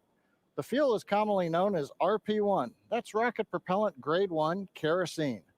The oxidizer is densified liquid oxygen, also called LOX. Densified means it is kept much colder than typical for launch vehicles. This allows for more oxidizer to be loaded into the first and second stages. Now with the fuel and oxidizer on hand, we need an ignition source to complete that fire triangle, as we call it. For this, Falcon 9 uses a fluid called TTEB. It ignites in the presence of oxygen and gives off a green colored flame. Now it's hard to see on the first stage ignition due to the water that'll be spraying on the pad, but you might just see the green flare as the second stage engine ignites following stage separation over 2.5 minutes into flight. Now, currently, first stage fuel tank is about 10% full. The first stage, as a reminder, as you look on the left side of your screens, the first stage is the long white cylinder at the bottom, topped off by the black cylinder. So over 2/3 of the rocket is that first stage. So the fuel tank is getting loaded. We're also loading the liquid oxygen into the first stage also. The second stage, which is the top 1/3 between the Dragon and the black cylinder, that's the white second stage. That is being loaded with fuel right now. That's about 8% loaded at this moment. Liquid oxygen loading is going to begin on second stage at T-minus 16 minutes, 30 seconds. Liquid oxygen loading will continue on both stages all the way down to the last few minutes of the count. We're also loading helium into pressure vessels on the stages. That's used to pressurize tanks in flight as the propellant is pulled out by the strong Merlin turbopumps. On board the Dragon spacecraft, astronauts are monitoring systems while the propellant is loaded into Falcon 9. While we mentioned we had trained them with sounds that we had recorded on board. They've been through most of the propellant load, and they are now experiencing those sounds and vibrations. Stage 1, The cryo range helium load continues to started. report no problems. They are go to support launch. Weather, the last of the red conditions cleared up about 15 minutes ago. Everything is marginal but acceptable on the weather. We'll continue to watch all the way through the countdown. Now, as a reminder, today we are now into an instantaneous launch window now that we've begun propellant loading. So at this point, if we hear a hold for any reason, we'll have to stand down and target our backup launch opportunity tomorrow, May 31st. Thanks, John. For Demo 2, Bob and Doug's flight to station will take about 19 hours, and their journey is fairly similar to the trip our Cargo Dragon makes back and forth to the International Space Station, but with two noticeable differences, and that's docking and splashdown. And as we await T-minus 0 in just under 29 minutes from now, the ground operations teams are doing a series of system checks to make sure Dragon and Falcon 9 are both ready for liftoff. And we're continuing to get live views inside the capsule with Bob and Doug, and you're now also looking in firing room 4 down there at the Cape. Once we hit T0 and a successful launch occurs, we will watch Falcon 9 and Dragon make their ascent until the Falcon 9 first and second stage separates and sends Dragon on its way to the space station. And at this point, mission operators will prepare Dragon for on-orbit operations, where the vehicle will execute a series of burns that gradually raise its orbit to align more closely with the space station, as you can see in this animation. And just after putting Dragon into the same orbital plane as the station, the teams will get ready for Dragon's approach and docking maneuvers. The next Dragon will make its approach and actually dock with the space station. And this is a very different process from what we've seen with Dragon cargo deliveries in the past, which use a process called berthing. Berthing requires a spacecraft to approach the station and then stop so a crew member can maneuver the station's robotic arm to capture the spacecraft. Docking on this version of Dragon can be done autonomously with no crew on board the station. It's typically a faster process, both when arriving and leaving, but it does still require pinpoint accuracy to approach safely. Once captured, a spacecraft then gets attached to a common berthing mechanism, the same type of port that we use to connect each of the modules on the station together. It's a little bit slower of a process, but the hatches are significantly larger than the docking ports, which makes them perfect for bringing up those really big cargo items. Dragon will spend up to 120 days docked before preparing to return home. Following successful completion of Dragon's test objectives and cargo loading operations, the crew will close the cabin, perform final system checks, and configure the vehicle for undocking. Once the automated undocking sequence is complete, Dragon will complete 2 departure burns using its Draco engines, pushing it away from the space station. And next up on the trip, deorbit entry and landing, or splashdown, which is going to cover all the operations following that final departure maneuver. That's going to include events like the trunk separation, closing of the nose cone, a deorbit burn, and then eventually as they get into the atmosphere, the deployment of the drogue and the main parachutes, and all of that ends with splashdown right off the Florida coast. At that point, teams from SpaceX will move in with their recovery ship, grab the capsule out of the water, and work to get Bob and Doug out of Dragon after a successful mission in space. So we are 26 minutes away from launch. Fueling of Falcon 9 is continuing. Let's check in one more time down with the team at Kennedy. Murray? All right, thanks, Dan. We are so pumped right now because things have cleared up and it looks like we might actually do this today. If you're just joining us, we are now 25 minutes, 46 seconds, and counting from the first launch of astronauts to the International Space Station from U.S. soil in 9 years. This will mark the beginning of a new era where more people will be able to fly to space than ever before. And we want to share with you the results of a poll we asked a little earlier. If you could go to the moon, now it's not where the astronauts are going today, they're going to the space station, but if you could go to the moon, would you rather visit the South Pole where no one has been before or the Apollo 11 landing site? And it was a pretty even split. We had 46% of you say you would go to the moon's South Pole, and 54% of you would go to the Apollo 11 landing site. I kind of side with the Apollo 11 landing site because I'm a history buff and I want to see where Neil Armstrong and Buzz Aldrin set foot. So I don't know. What do you guys think? Lauren, which place would you go?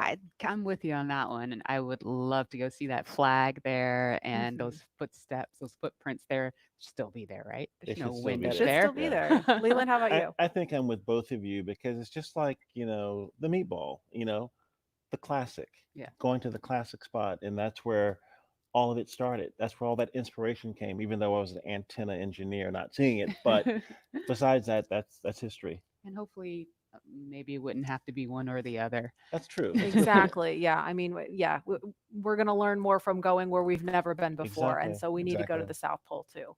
And we are thrilled to see all of you following along online. Thank you for answering our poll. And we're going to go over to Tahira, who's been monitoring all the action with less than 25 minutes to go. Tahira, I'm sure things are heating up online. Hey, Marie, I mean, you're completely right. Now that we have that go for launch, people are on the edge of their seat right now, waiting on this historic moment to take flight. As you can see, photos are still coming in of just everyone around the country showing their excitement for this launch. And it's really been a touching thing to see how everyone's kept this excitement going from Wednesday's first attempt. So we just took a look at numbers, and we are now over 3 million people tuning in for this historic launch. And so for me personally, I just want to wish Bob and Doug the best of luck. This will be my own first time watching humans lift off to space from the United States, and it's just going to be a super emotional moment. For that, Marie, back to you at Kennedy for these last minutes before launch. All right, thanks, Tahira. And Leland, we got 23 minutes and some change to go. What do you think Bob and Doug are feeling right now? I think, they're very calm, cool, and collected as test pilots, but I think they're thinking about what are the steps that I have to take if a malfunction or something happens. And so the nominal stuff is all kind of automated, but if something happens where they have to intervene with those touch screens, that's what they're thinking. And we're just inside 23 minutes now. So on Wednesday, we were 5 minutes further in the countdown when we heard that call to scrub, and the weather was still very touch and go at this point on Wednesday. But today, it at least for right now, I don't want to jinx it. I'm afraid to even say it out loud, but it looks better today. Yeah, and it feels like I'm feeling it a lot feels more right. than I Yeah. did It on feels Wednesday. right.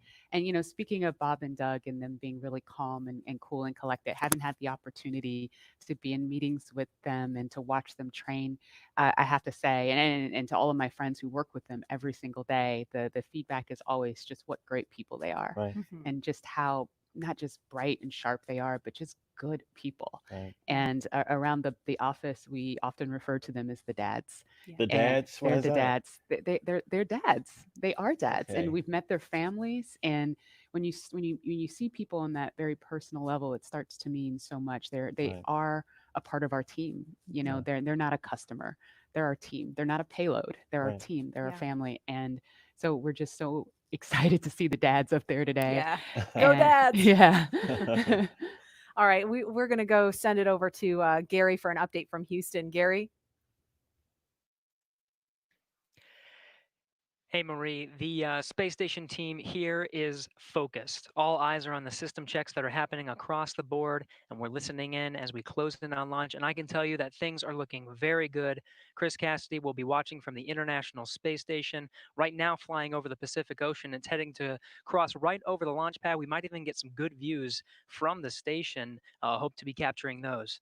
We'll have the launch view and the big screen up front, and everyone's excited to see our 2 crew members on their way to the International Space Station.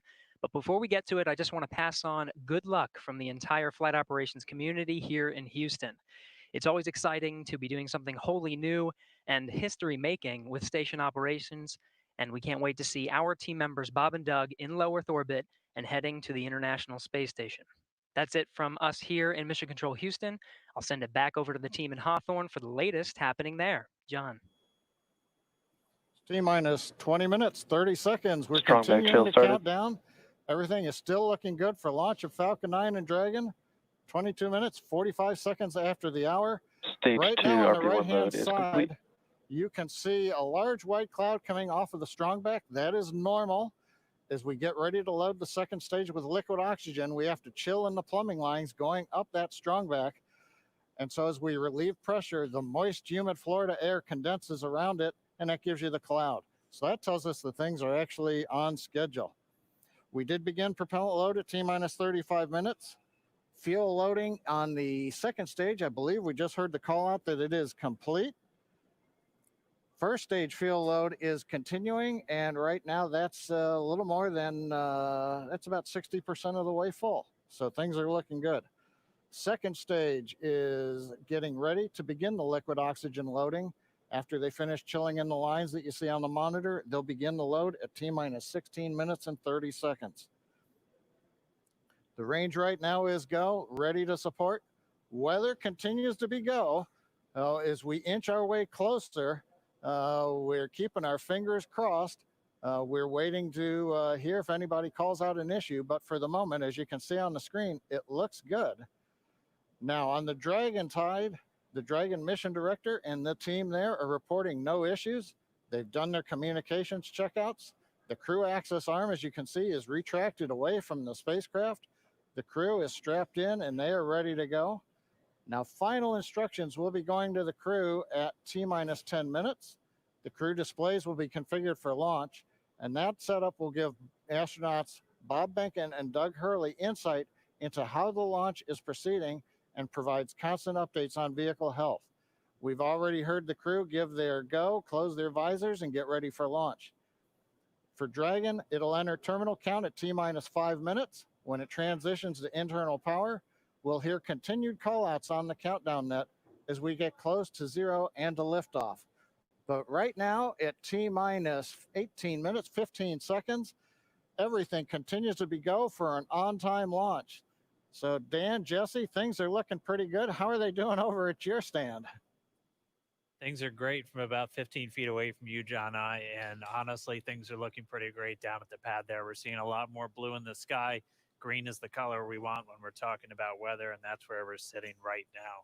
So we're continuing to count down. We are under 18 minutes away from liftoff. Again, it's an instantaneous liftoff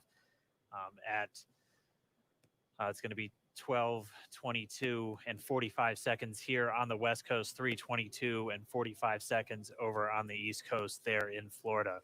Just a reminder, it's going to be about a 9-minute ride up to orbit for the Falcon 9 and Bob and Doug on board Dragon. It'll be a 2-stage flight. So we'll see the first stage fly until we hear MECO, or main engine cutoff, about 2.5 minutes into flight. After that, the second stage will take over and continue to power them the rest of the way. Second engine cutoff comes in just under 9 minutes at about 8 minutes and 44 seconds. Following that second stage completing its job, it'll continue to coast for about 3 minutes. It'll do a slight attitude adjustment and null out any rate, so make sure it's not in any kind of a spin before they do separation. So that's when the Dragon spacecraft will physically separate from the Falcon 9 vehicle, and Bob and Doug will be flying free. It's about a 19-hour ride if we launch today on time. So that means Bob and Doug will get on orbit. They'll have a number of burns, or those firings of those Draco thrusters that they'll do over Stage 2 LOX several. load started. We hear the LOX, the liquid oxygen load has now started on stage 2. But again, they're going to be doing a series of burns on the way uphill towards the International Space Station, 5 spread out over the first 16 hours or so of their flight until they get much closer and it's time for that approach and docking. And we are expecting that with an on-time launch to happen today. That'll be coming tomorrow in the afternoon. All right, now that we're under 16 minutes away, we have a special guest joining us. I'm going to toss it over to Jesse. We are T-minus 15 minutes and 45 seconds from liftoff of our second demonstration mission today, and we have the honor of having SpaceX's President and COO, Gwen Shotwell, join us. Thanks, Gwen, for coming out and taking a few minutes to chat with us. Thanks, Jesse. We know you've been on console. How's the countdown been going so far in there? Countdown is clean today, just like it was Wednesday. We did clear the weather hurdles sooner than we did on Wednesday. And the only thing we're watching right now is downrange weather and lightning at the staging location. Of course. But we will clear that hurdle at T-minus 7 minutes. Awesome. Great. Very exciting. Now I'm going to throw it back to 2012 because you were on console for Dragon when it was first making its way to the space station. How does that experience compare to today? Stage 2 LOX is on the DPs. So I was nervous then. I stopped getting nervous for launches. Today I'm nervous again.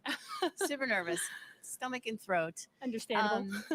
No, it's a fantastic day today. I'm really excited. The team is pulled together. It's such a professional operation. And when I say team, by the way, I mean SpaceX and NASA. These folks have been working incredibly hard and have done a fantastic job.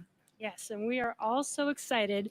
And we know that you have to get back inside of mission control, but is there anything that you wanted to say before liftoff to NASA and SpaceX? Well, I want to thank NASA, of course, for their generosity and their help with getting to this place. I want to thank all the SpaceXers who have come together to make this moment in history. And I want to thank Elon for hiring me. We thank Elon for hiring you as well. Thank you so much for joining us. We'll let you get back to mission control. And good luck with launch today. Thanks, Jesse. And Godspeed, Bob and Doug. Well, we are so excited. We are just a few minutes away from countdown. So we are going to turn it over to Dan and John for the final minutes in terminal count. Take it away, John. T-minus 13 minutes, 30 seconds, continuing to count down.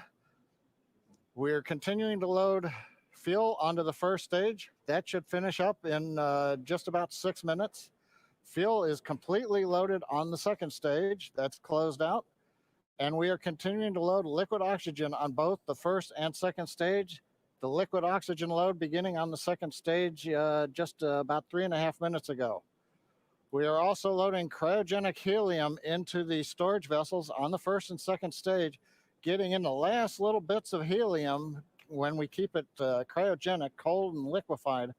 That gets us, just like we do with liquid oxygen, the maximum amount into the storage volume so that we can get the most performance out of the vehicle. Right now, we are in a fairly quiet state on the vehicle. Ground pumps continuing to put the propellant in to first and second stages. Next significant issue callouts that we're going to hear will probably be inside the T-minus 10 minutes when they talk to the crew. We'll listen for that. But at the moment, everything continuing to look good at T-minus 12 minutes and 20 seconds.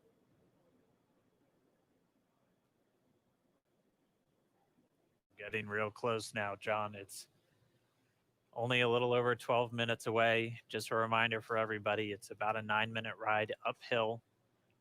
We'll have some dueling boxes going on as that first stage is going to be coming home while the second stage is carrying Bob and Doug into orbit. But obviously, we'll be keeping an eye on our astronauts the whole way uphill. Some of the calls that you'll be hearing, as there will be what we call performance calls over the Dragon to ground the entire way uphill.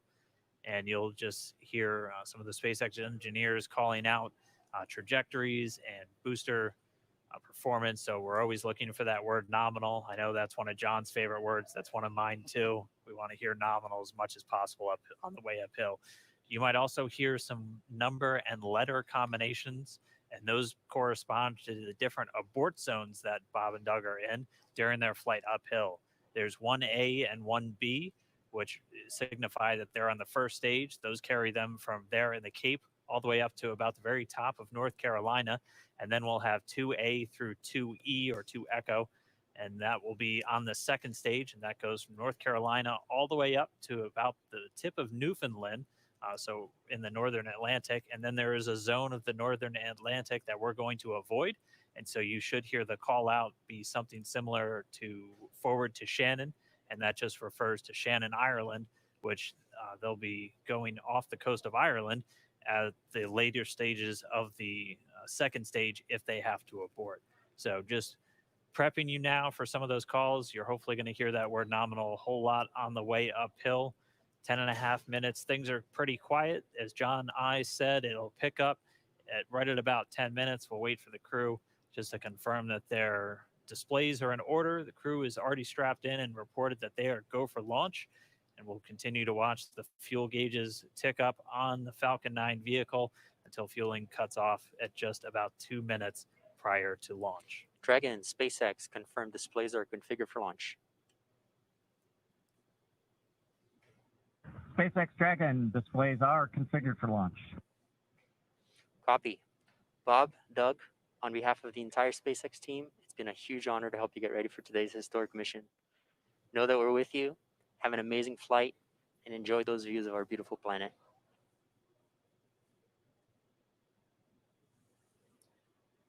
Thanks, Jay. It is absolutely our honor to be part of this huge effort to get the United States back in the launch business.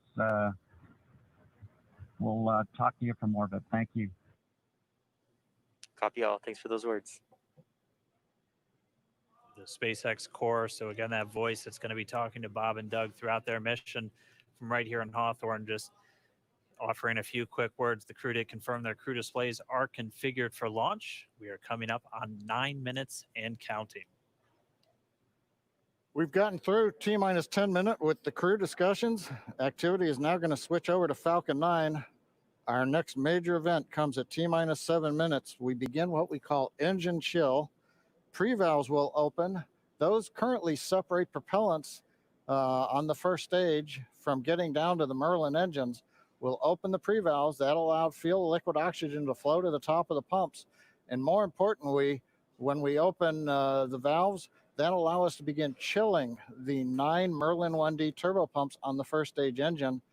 It'll take a few minutes to get them cold enough to where they would then be ready to pass the large amounts of liquid oxygen through the pumps and into the main thrust chambers when we get to engine ignition at T-minus 2 seconds. We don't want to try to run highly chilled liquid oxygen through a warm pump. You would flash that into gas, and running gas through a high-speed pump is not a good thing. So right now, we are waiting for T-minus 7 minutes. That'll start the engine chill. Shortly after that, we will also get the fuel shutdown.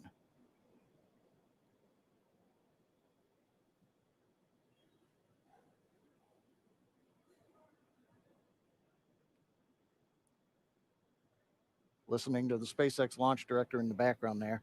As I mentioned, at T-minus 7 minutes, as we start the chill, we will also get into the final topping off of stage 1 fuel, and then the fuel load will complete.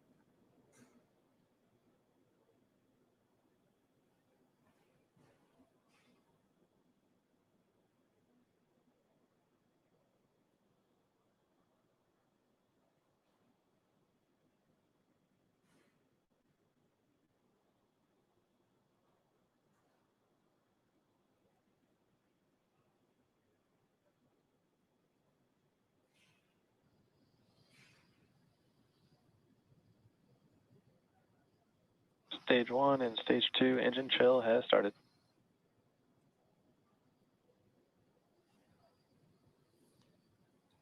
We've heard the call out. Stage 1 engine chill has started. That's gone up to the crew so that they've got situational awareness. As I mentioned, the pre-valves are open. And now we are topping off First stage fuel, getting ready to finish the fuel load. Liquid oxygen load on first and second Engine stage hydraulics at pressure. will continue until the last 3 to 2 minutes of the countdown. We should hear that call out RP1 load complete coming up in about 6 minutes. Again, RP1 is just that densified kerosene or that rocket fuel that Falcon 9 is going to be used to power Bob and Doug to orbit today.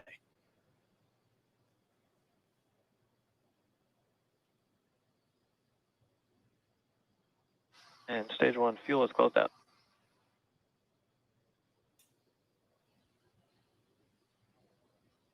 Right on time. That call out indicates that the fuel loading on the first stage is complete.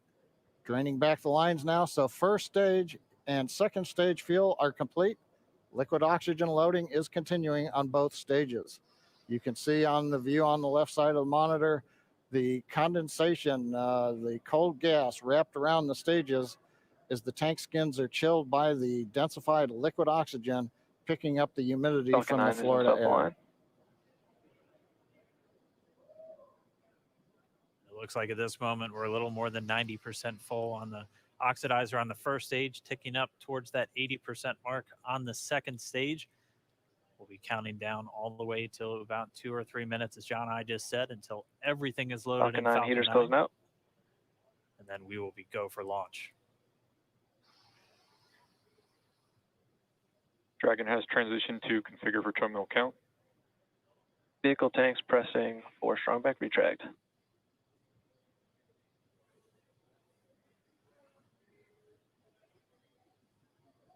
We're pressurizing the Falcon 9 tanks. We're going to open the clamp arm around the second stage and begin to retract the strongback. We'll move back about 2 degrees. That'll get us to the liftoff position. At liftoff, the strongback will then recline about 45 Strongback degrees retract has away. started. Stage 2 RP1 bleed. Launch director called out the strongback retract has started. On the left, you'll see it go back just a couple of degrees. Stage 1 RP1 bleed.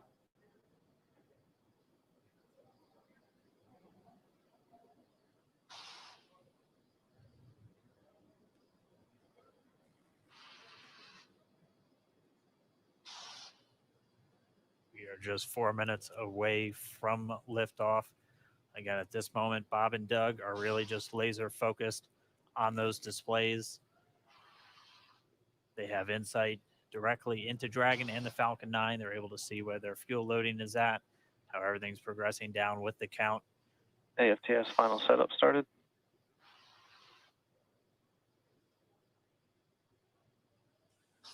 Three and a half minutes from launch. And the strongback is now reclining away from the Falcon 9.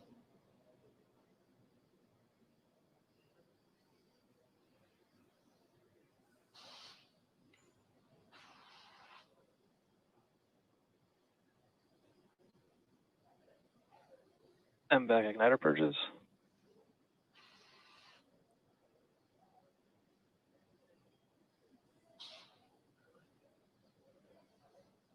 Pogo bleed.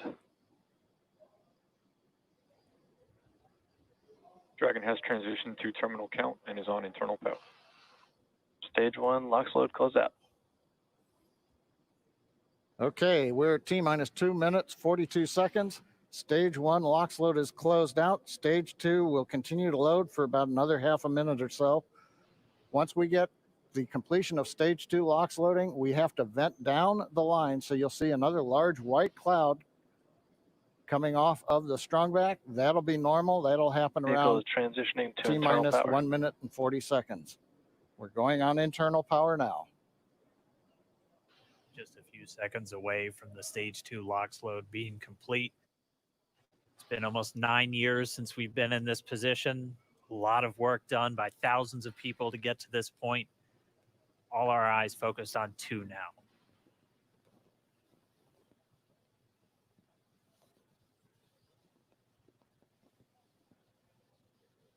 Stage 2 LOX load is closed out. Propellant fills are complete. Dragon is in auto idle. Stage 2 LOX load complete.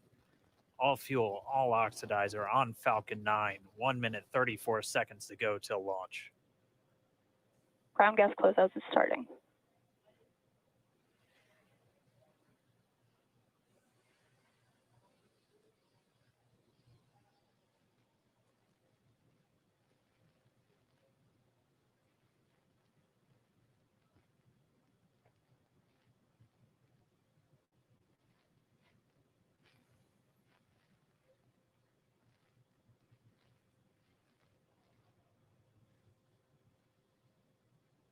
Falcon 9 is in startup.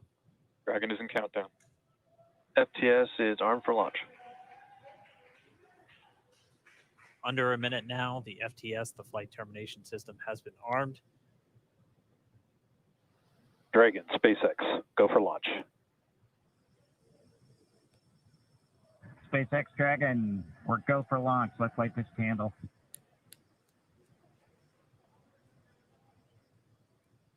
T-minus 30 seconds.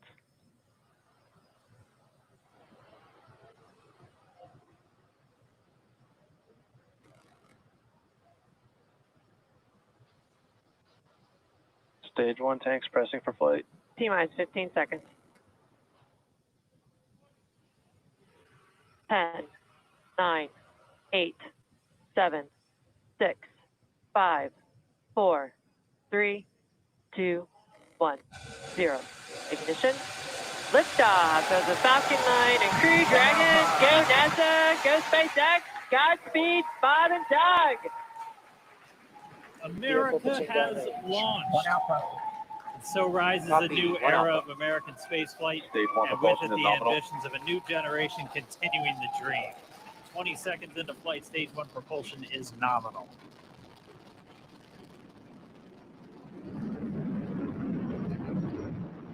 T plus 30 seconds into this historic mission. Flying crew on board Dragon and Falcon 9, and look at them go. Falcon power telemetry nominal. M1D throttle down. We're throttling down to get ready for the period of maximum dynamic pressure. We're in the throttle bucket. Reports say all systems are go. Vehicle is supersonic. We've exceeded Mach 1 on the Falcon 9. M1D throttle up. We're throttling back up to full power as we're through max Q. Copy, 1 Bravo. And we heard that 1 Bravo call out. That's just the second abort zone that they're in. They'll continue to be on this until the first stage has done its job and they switch over to the second. At this point, Bob and Doug pulling about 2.3 Gs, 2.3 times the Earth's gravity, already moving at over 1,500 miles per hour. We've heard the call out for MVAC engine chill. That's getting the MVAC engine ready to light. That'll come at about 2:44 into flight. Right now, everything continuing to look good. Next major event coming up is going to be the triple. We'll have main engine cutoff of the 9 first stage engines, stage separation, and then ignition of the second stage engine to continue to carry astronauts into orbit. Coming up in about 20 seconds. M1D throttle down.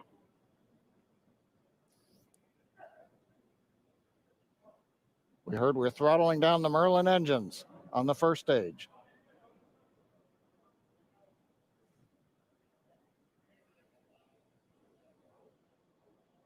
And we have Miko. Miko. 2 Alpha. Falcon stage separation confirmed. Copy, 2 Alpha. MVAC ignition.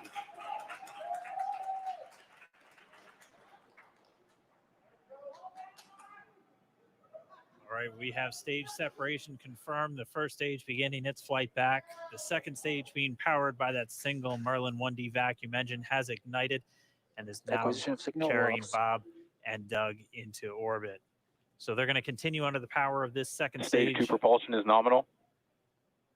which will cut off at Seco, or second engine cut off at about 8 minutes and 44 seconds into today's flight. So a little over 5 minutes to go still on this second stage. You heard the call out to Alpha, so they're now in the longest abort zone that carries them all the way from about North Carolina up the eastern seaboard, almost to Canada. Things looking good, though, getting good call outs, nominal propulsion on that second stage. Bob and Doug continuing to make their way into orbit.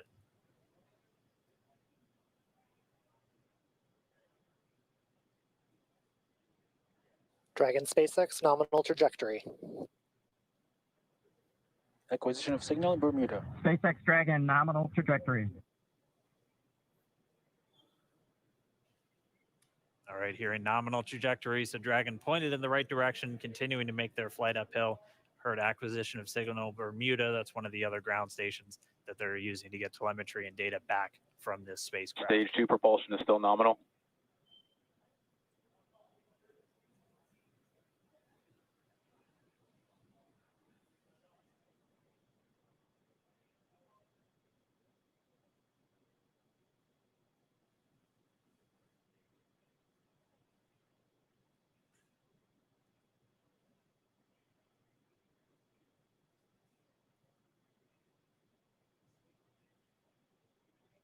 A little over 4 minutes, 40 seconds into the flight. Bob and Doug flying at more than 5,600 miles Dragon per hour. SpaceX nominal trajectory. Already almost 200 miles downrange from the Kennedy Space Center. Nominal trajectory continuing.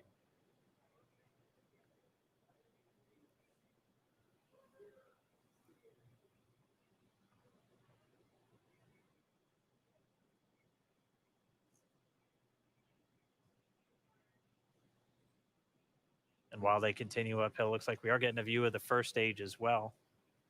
Yep, on your right screen, you can see that first stage with the grid fins deployed. It's making its way back to attempt to land on our drone ship, Of Course, I Still Love You today. And we're just about a couple minutes away from the entry burn, and that's where 3 of the 9 Merlin engines do ignite to help slow the vehicle down as it re-enters back into the Earth's atmosphere.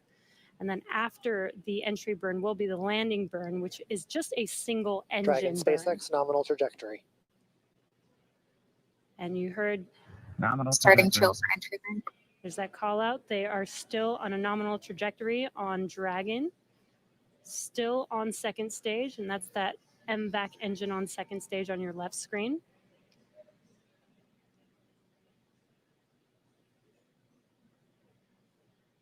Again, on your right screen is that first stage booster coming back towards our drone ship, Of Course, I Still Love You. We're about a minute away from entry burn. Meanwhile, that second stage continuing to power Dragon into orbit. Again, if you're keeping an eye on that timer, that's going to continue to burn until 8 minutes and 44 seconds into flight. So a little over 2 minutes from now, we'll hear the call out Seco. It'll then be a little Stage 2 propulsion is still good. A little over 3 minutes until Dragon physically separates from the second stage of the Falcon 9 after the upper Dragon stage gets a SpaceX chance. nominal trajectory. Dragon copies, nominal trajectory. Continuing to check in with Bob and Doug as they are on a nominal trajectory. Just about 10 seconds away from that first stage, starting that entry burn on your right screen. We should be able to see that view live. Stage 1 entry burn startup.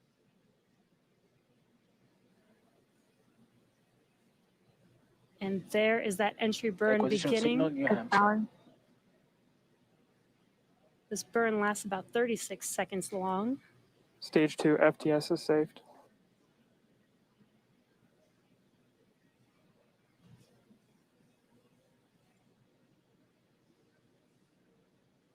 While that entry burn continues, we're just about a minute away from Seco. We'll have a number of events all happen in rapid succession. It'll be the second engine cutoff. Stage 1 We'll be entry burn looking for shutdown. that stage 1 landing burn shortly after. Yeah, actually, just within a few seconds of each other. Such a cool view on your left screen, seeing Bob and Doug on Dragon. Right now, you can see the displays that they are seeing right now themselves. Terminal guidance. MVAC throttle step. We are coming up 25 seconds or so away from SECO, or second engine cutoff. This is also the point where Bob and Doug are experiencing their highest G-force. We're seeing the counter tick up to right about 1.8. Copy, Shannon. You heard Shannon, so that just means they're in their final abort zones. If they were to abort at this point, it would either be an abort to orbit or to land off the coast of Ireland. Standing by for second Stage 1 landing cutoff startup. confirmation. MVAC throttle step.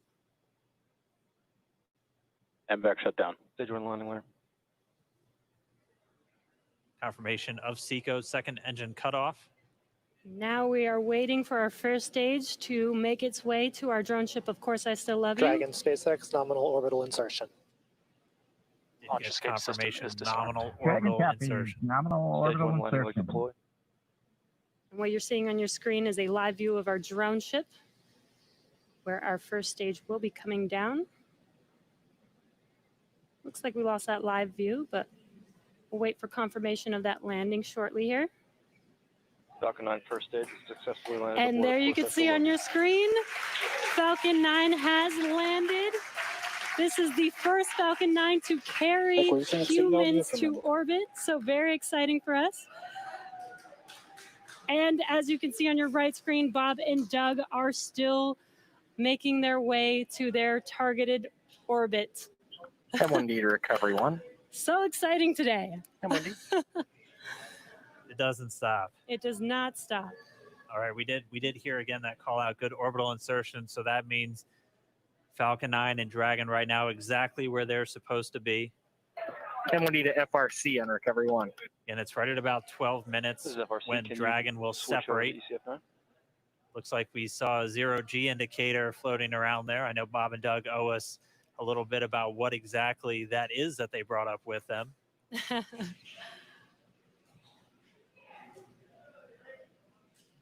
And before separation, before Dragon initiates separation from the second stage, they do make sure to they do ensure that the vehicle is not spinning and it is in good condition before we separate. That's right. The upper stage does small attitude maneuver using some cold gas thrusters built into the rocket body itself. Exactly. So we do expect that separation to occur in about a minute from now, but they do wait until they have full confirmation that it is ready to separate. Such cool views. I cannot get over this view that we are seeing right now. Bob and Doug on the right screen, inside of Crew Dragon, out in space. Yeah, already 200 kilometers over planet Earth, or a little over 124 miles, traveling in excess of 2,700 meters, 27,000 meters per second, or about 16,000 miles per hour.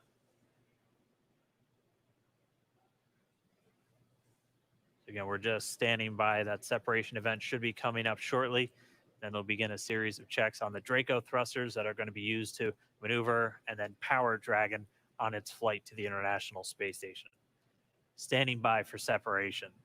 Expected loss of signal, wallops. It sounds like we had an expected LOS loss of signal with one of the ground stations. Waiting for confirmation now of that. Dragon separation confirmed. Dragon separation confirmed. There is a great view right in front of you Compound of one, Dragon December. separating. Separation confirmed. And there's that call out. Dragon is now officially making its way to the International Space Station today.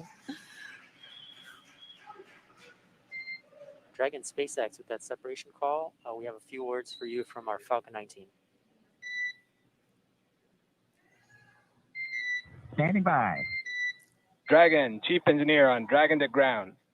Bob Doug, on behalf of the entire launch team, thanks for flying with Falcon 9 today. We hope you enjoyed the ride and wish you a great mission. Thanks, Bala. Congratulations to you and the F9 team for the first human ride for Falcon 9. And it was incredible. Appreciate all the hard work and thanks for the great ride to space. Copy all. Oh, and Good luck. proud of you guys and the rest of the team. Thank you so much for what you've done for us today, putting America back into low Earth orbit from the Florida coast. Copy all. Good luck. Godspeed.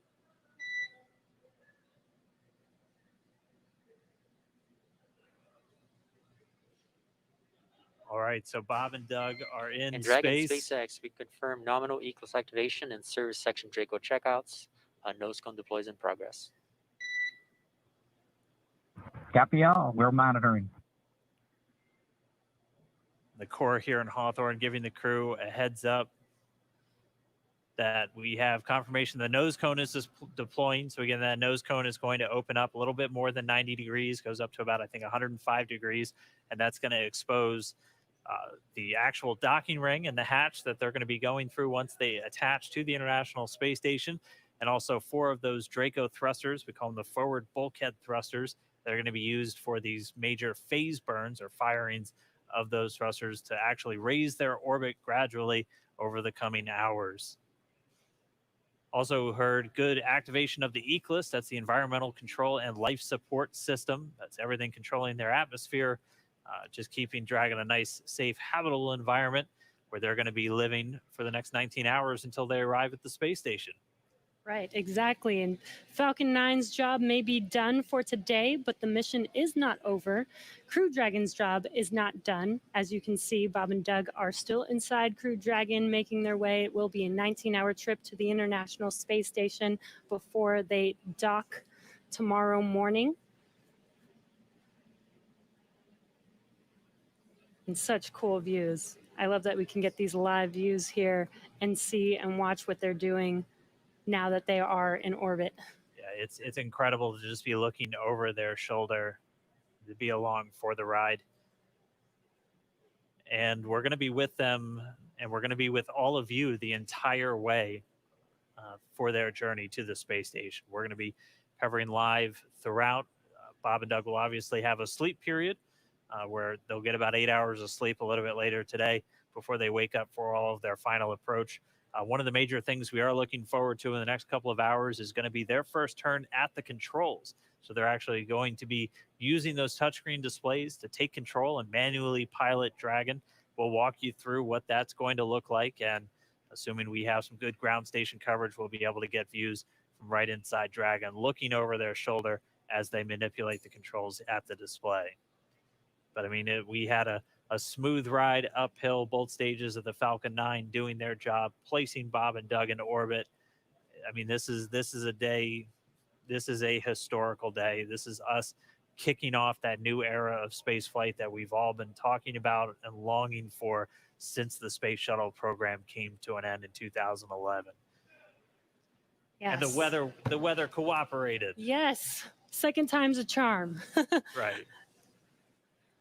All right, so day for the history books. As you can see, we have lost some live signal there, but the mission still continues, and we're going to send it over to KSC to continue broadcasting live with you Expected loss guys. of signal, Newfoundland. Yeah, Jesse and Dan, we are just in awe over here. When I woke up this morning and looked at the weather forecast, I was like, man, we're going to be back here on Sunday, but we did it. The room cleared out. Everybody was outside watching, and inside the lights were shaking, the cameras were shaking. Lauren came back in with tears in her eyes. This is really amazing. I can't believe it. I saw it with my own eyes. This is, I'm a little bit speechless. Just so grateful that we got them up there, and there's a lot more to go. But I'm so happy they're safe right now. I'm just so happy. Yeah. Leland, you were talking about it. It's amazing what we can do when we work together. Yes, American astronauts on an American rocket from American soil, showing you what Americans can do when we come together as a team and blast Doug and Bob off to the cosmos. This is what it's all about, and their families and everyone is working together to take them up to space safely. So I don't know what to say. That rocket fuel is still in my veins, and I want to go get on the rocket. Well, it's too late now. Maybe the next one. I know. But we want to go over to Daryl at OSB2. He's there with the administrator, who hopefully has more words than we do, because we're still kind of speechless. Daryl. incredible here, Marie, at the Operations Support Building, where a chorus of applause has been happening from the beginning of launch and throughout the various stages. Some very special guests were here to watch it. That includes President Donald Trump, Vice President Mike Pence, and NASA Administrator Jim Bridenstine, who joins me now. And you were with the President and the Vice President. America's back, launching human astronauts again. Tell me how you feel about that, and tell me about the President watching the launch and what happened there. So this has been a long time coming. It's been 9 years since we've launched American astronauts on American rockets from American soil, and now it's done. We have done it. It's been way too long. I want to give a lot of credit to Charlie Bolden. He was my predecessor as the NASA administrator. He fought hard for this program at a time when it didn't get any support in Congress. We now have an administration that is fully supportive of our spaceflight initiatives, not just on the exploration, discovery, going to the moon, onto Mars, but also from a Space Force perspective. Our budgets are going up, things are strong, and today was just just an amazing day. You know, one of the things the President did right out of the gate when he became president is he created what's called the National Space Council, and he put the Vice President as chairman of the National Space Council. And on that National Space Council, you've got the Secretary of Defense and the Secretary of State and the Secretary of Commerce, the Secretary of Transportation, the Secretary of Education, the Chairman of the Joint Chiefs, all of these different amazing individuals that deal with space day in and day out. A lot of people don't realize how many parts of the federal government deal with space. And the Vice President invited those members of the National Space Council here as well. So we just had, and then we had members of Congress, bipartisan members of Congress, Republicans and Democrats, who have been involved in supporting this program, you know, for a long time now. So I'll just tell you, I'm breathing a sigh of relief, but I will also tell you, I am not going to celebrate until Bob and Doug are home safely. Tomorrow, they're going to dock to the International Space Station. Tonight, I'm heading to Houston to be at the Johnson Space Center when that happens. So it's a bit of a relief. The nose cone is now open. It's now deployed, which means that you know, now we're going to go into some burns. We're going to have some phasing burns. We're going to have some you know, boosting burns, and we're going to get as much as we can in alignment with the International Space Station as early as possible here. But also, I know it's hard, but you know, the big thing that we need to do now is we got to get Bob and Doug, who have now gone through this exercise twice. They need to get some rest. But I can guarantee you there will be no rest for a good amount of time while they're up there in orbit. And they are certainly on their way, and a lot of people joining us for this entire celebration and watching it. We just heard 10 million people watching live as this launch happened, and President Donald Trump becoming the third sitting president to watch a launch live from the Kennedy Space Center. The first. To be clear, I think he's the only sitting president to watch American astronauts launch on a brand new rocket that has never launched before, and that's a big risk. You know, he also said we're going to go to the moon by 2024. That means he's putting himself at risk to say, look, I'm going to be accountable. Potentially, I'm going to be accountable to the initiatives that I put forward. And I think we have not had that kind of leadership for space in a very, very long time. And we're so grateful for it. What was it like watching the launch with the president? How did he react?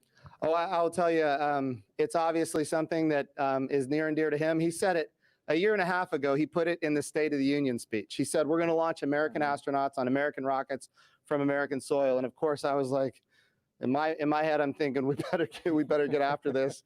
Of course, we've worked overtime to make it happen. We might be a little behind schedule, but we got it done, and we got it done safely. We're knocking on wood, but so far so good. It's looking good. You personally, Jim, as that rocket was lifting off and you felt that rumble, yeah, what'd you feel? What'd you experience? Well, I was praying. I'm not going to lie to you. I was praying. I was praying for Bob and Doug. I was praying for their families. I was praying for their safe return, even though they're just going. But man, I'll tell you, it was. I've heard that rumble before, but it's a whole different feeling when you've got your own team on that rocket. And they are our team. They are America's team. This is Launch America. This is everything that America has to offer in its purest form. And times are tough right now. There is no doubt. We've got the coronavirus pandemic. We have other challenges as a country. But I hope this moment in time is an opportunity for everybody to reflect on humanity and what we can do when we work together, when we strive, and when we achieve. And if this can inspire a young child to become the next Elon Musk or the next Jeff Bezos or the next Sir Richard Branson, then that's what this is all about.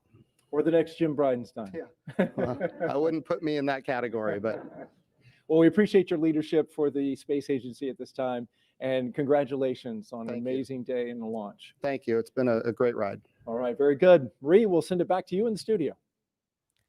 Doug and Bob are on course to arrive at the International Space Station tomorrow, May 31st at 10:27 a.m. Eastern Time. And we'll be staying on the air for continuous live coverage along the entire ride to the station. So though our coverage here is concluding, we will turn it over to the teams in Hawthorne and Houston to take us through the next phases of the Demo 2 mission, all the way through hatch opening and a welcome ceremony on the space station for Bob and Doug tomorrow. That's right. And as you follow along, we invite you to tune into a post-launch news conference that's happening here at 6:30 this evening Eastern Time on NASA TV. We'll have NASA and SpaceX leaders here to take questions live on this unprecedented achievement in human spaceflight. And in addition to NASA TV, you can follow along always on Twitter at @NASA and nasa.gov for mission updates as it progresses. Here now are highlights from the mission so far. May 30th, 2020. Remember this day. You'll have this memory forever. The day America returned astronauts to orbit from U.S. soil.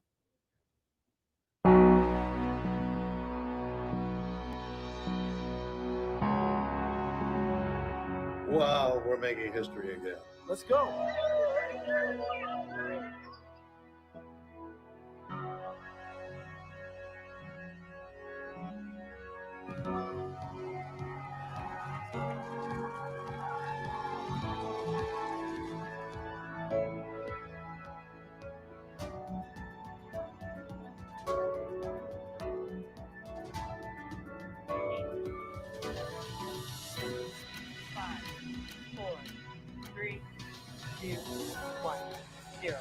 Ignition.